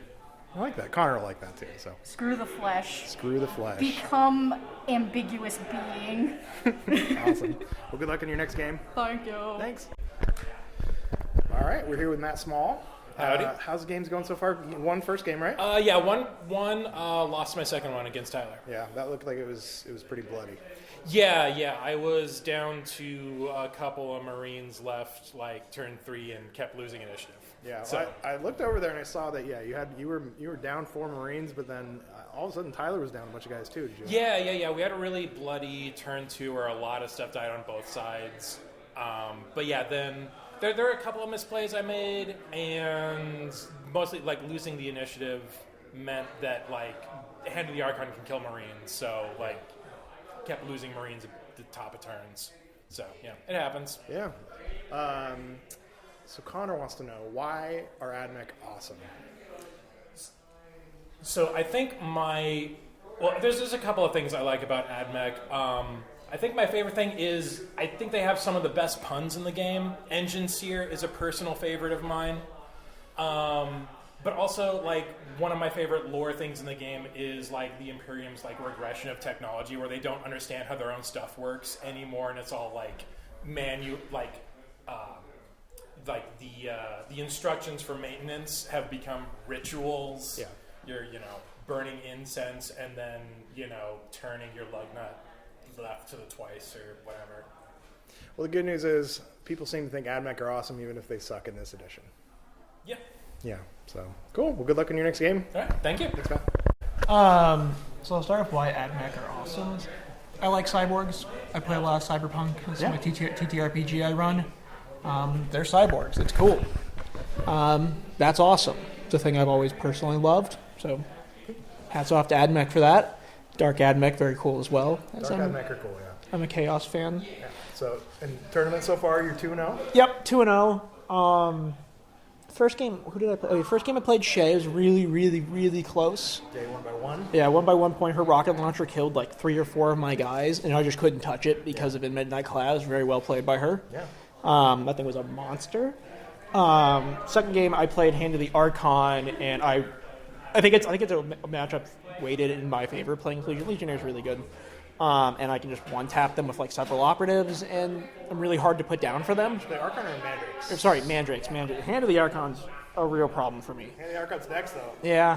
Oh, God. I don't want to play Hand of the Archon. It's such a hard team to face. Yeah. But Mandrake's not really a problem. Yeah. And I rolled very well. So that certainly helps.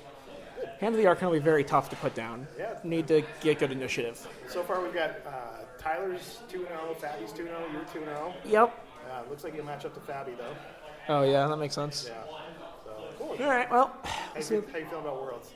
I'm anxious. Yeah. Worlds is a lot. I have to travel for it. Yeah. It's a little frightening. Well, you'll be great. Thanks. I We're all appreciate super it. excited for you. Thank you. I appreciate it. Awesome. Thanks for chatting. Yeah, of course. All right, and we have a special guest for y'all out there. One of the original founding members of Kill Team Cascadia, and our head judge for a long time until he abandoned us and moved to the East Coast. Greg, say hi to the folks. Hi to the folks. Hey, well, thanks for jumping on with me. I know it's a busy time of year. It's we're recording this on Festivus, the day before Christmas. So My favorite holiday. Yeah, you seemed excited about it. You popped it up right in the Discord first thing this morning. So, tell people for those who haven't had the pleasure of meeting you. Tell us a little bit about yourself, how you got involved in Kill Team, and kind of your miniature gaming backstory, if you would too.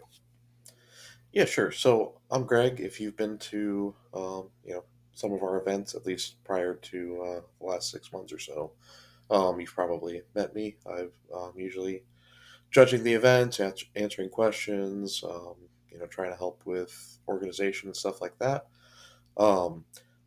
I started playing Kill Team 21 when it first came out. I played Kill Team 18 a bit, and with all the flaws that it had, it was still kind of fun to as someone who's really into the hobby aspect. I like the customizing every model and having a small force that I could really do something with, as far as making each model special rather than just having squads of dudes that just sort of walk around and die, like Big Hammer. So so I liked Kill Team 18, and then the new edition came out, and then I basically gave up playing Big Hammer ever since, because it's just so much better. I liked that it was a tight competitive game. I liked the rule system. I liked how every team had, unique abilities and a unique feel to it.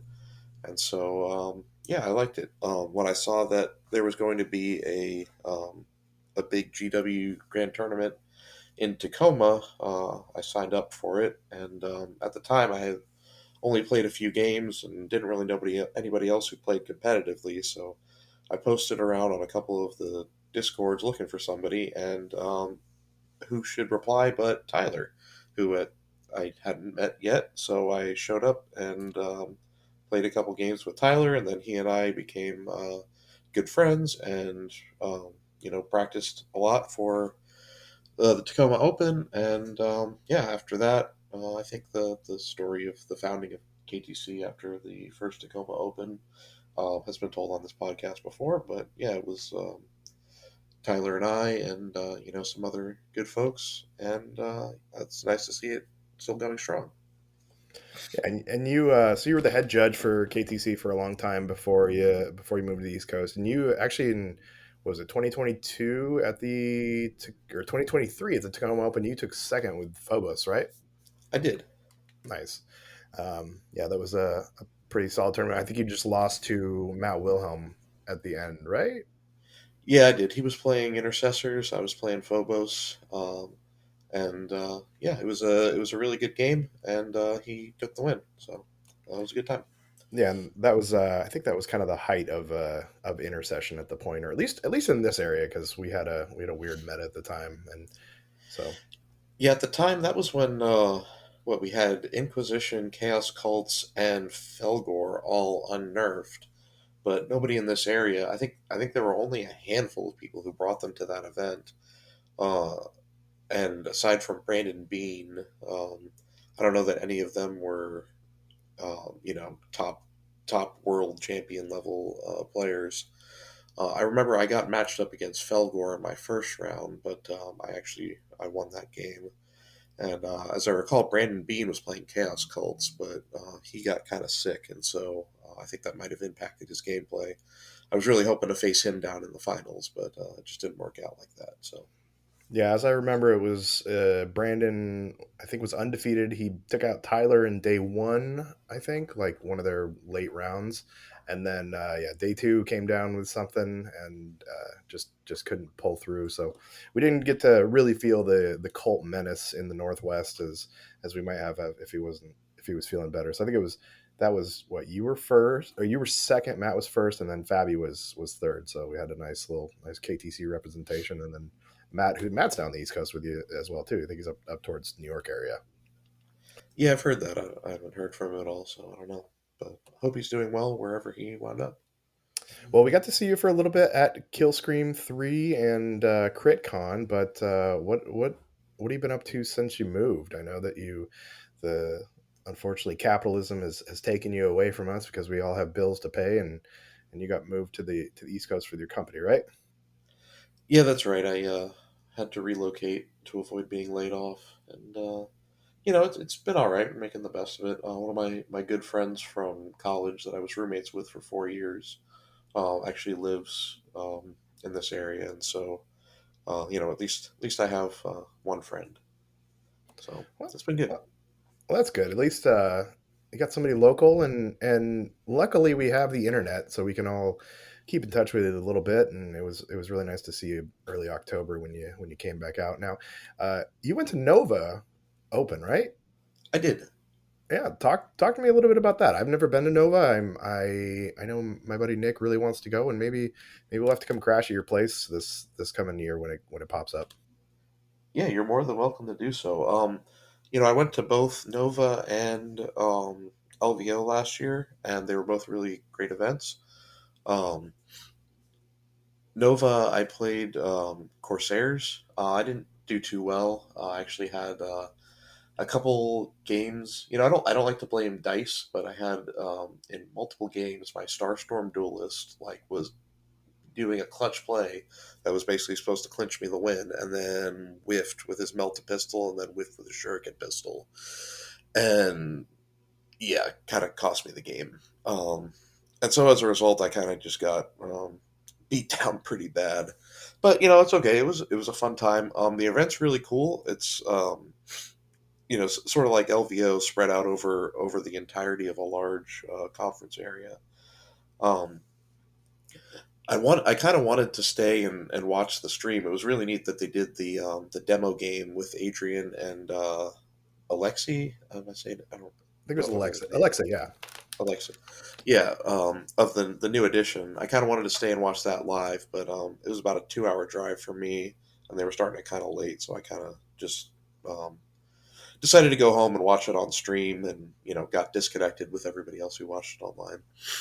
But yeah, it was really neat. They had the narrative tables were like right next to the kill team tables, so I got like see all these people in cosplay playing on these really neat narrative boards. I think it was 40K, and there's a lot of cool stuff. Cool vendors, and yeah, it was a really good time. I highly recommend it to anyone who can make the trip out to the East Coast. So now say you live in the Midwest and you're say halfway between like LVO and Nova. Which one would you recommend they go to? I think it depends on what your interests are. Because, if you're into Vegas and all the things that Vegas offers, then LVO would probably be your better option. But, like, if you want to take a trip to DC and see all the things that DC has to offer, then Nova would be your best bet.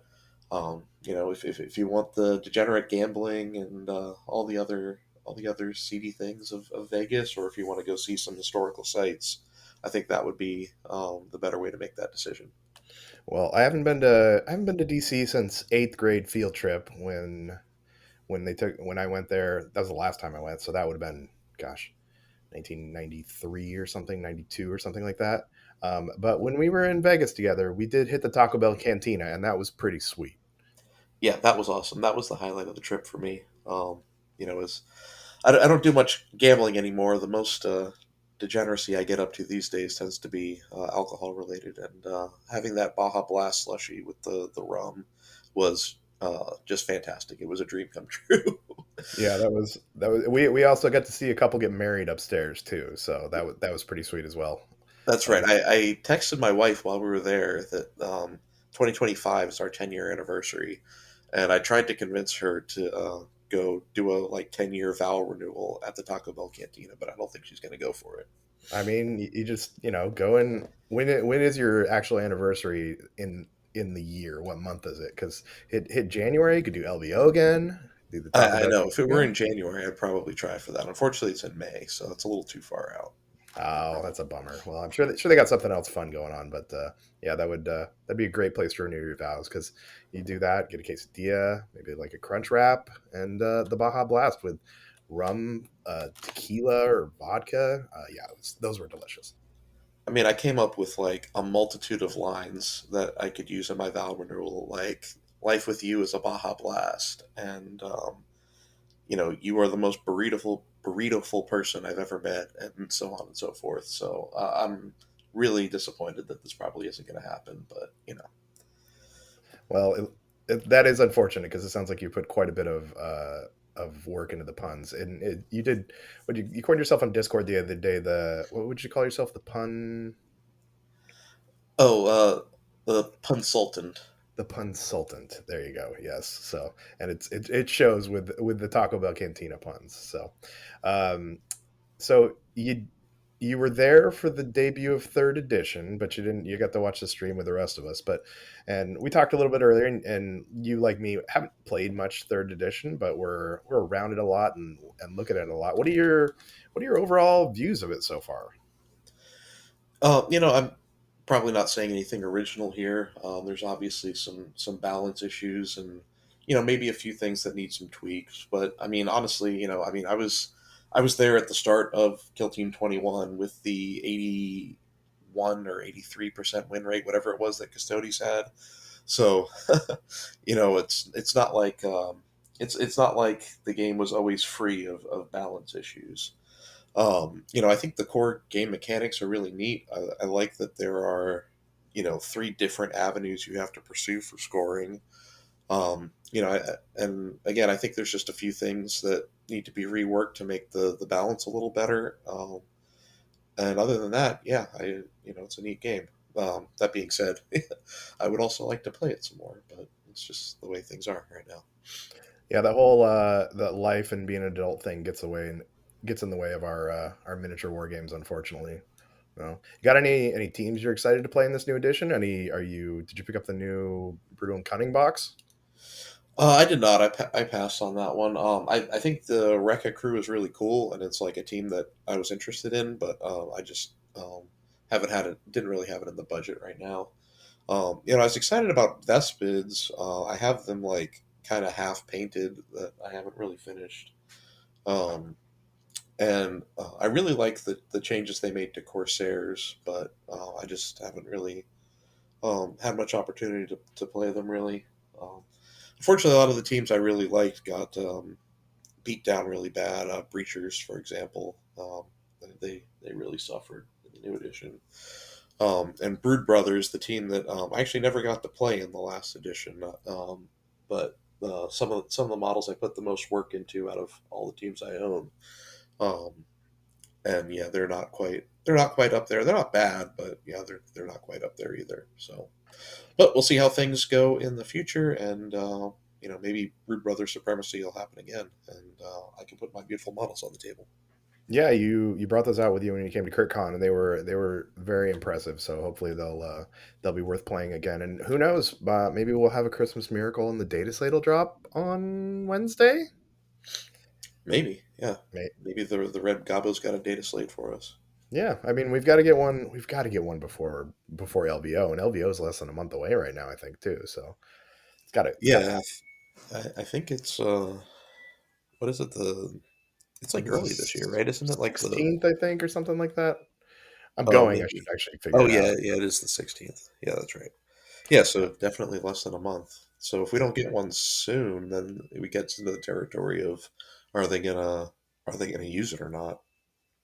Well, I hope they do because I'm going, and I don't want to get dumpstered by a bunch of Legionaries and Warp Coven players. So I want to get dumpstered by other teams. So, but you got anything on the hobby table? You said you're part working on the Vespids right now. Anything else you've been working on? Unfortunately, not really. I have a lot of things that I started, but there's just been a lot of things going on that have prevented me from hobbying because they have taken precedence. Yeah, it's you're a parent, and you got a job, and so hopefully that'll work out soon. You'll be able to get back to some hobby and some playing. So, and you did mention today is we're recording this on the 23rd. It's Festivus. Do you want to tell the people who don't know what Festivus is? Uh, yeah, Festivus is a holiday from Seinfeld for those of you who are old enough as me to remember Seinfeld. And yeah, it's just this ridiculous made up holiday that George's dad had come up with. And there's an aluminum pole to replace the Christmas tree. There's the airing of grievances. There's the feats of strength. And it's just hilarious and ridiculous. But traditionally, if you do celebrate Festivus, at the very least, you should air some grievances. So, um, yeah, that's the best part of it, I think. Well, now's your chance, Greg. You've got literally dozens of people listening right now. Do you have a grievance that you would like to air in celebration of the holiday? I think I already touched on it, but I got a lot of problems with the Vespids, and now you're going to hear about it. Um, yeah, that drone doesn't do enough. Their action economy is terrible. They're like kind of defensive, but not quite good enough to survive anything. And GW, come on, this was the launch box. Like, what the hell? Why are they so bad? I feel like they've kind of whiffed on the last two season launch boxes between Salvation with the Scouts and the Blades of Lame, as they're known, and then I guess the Aquilans are doing okay, but the Vespids seem kind of real bad right now.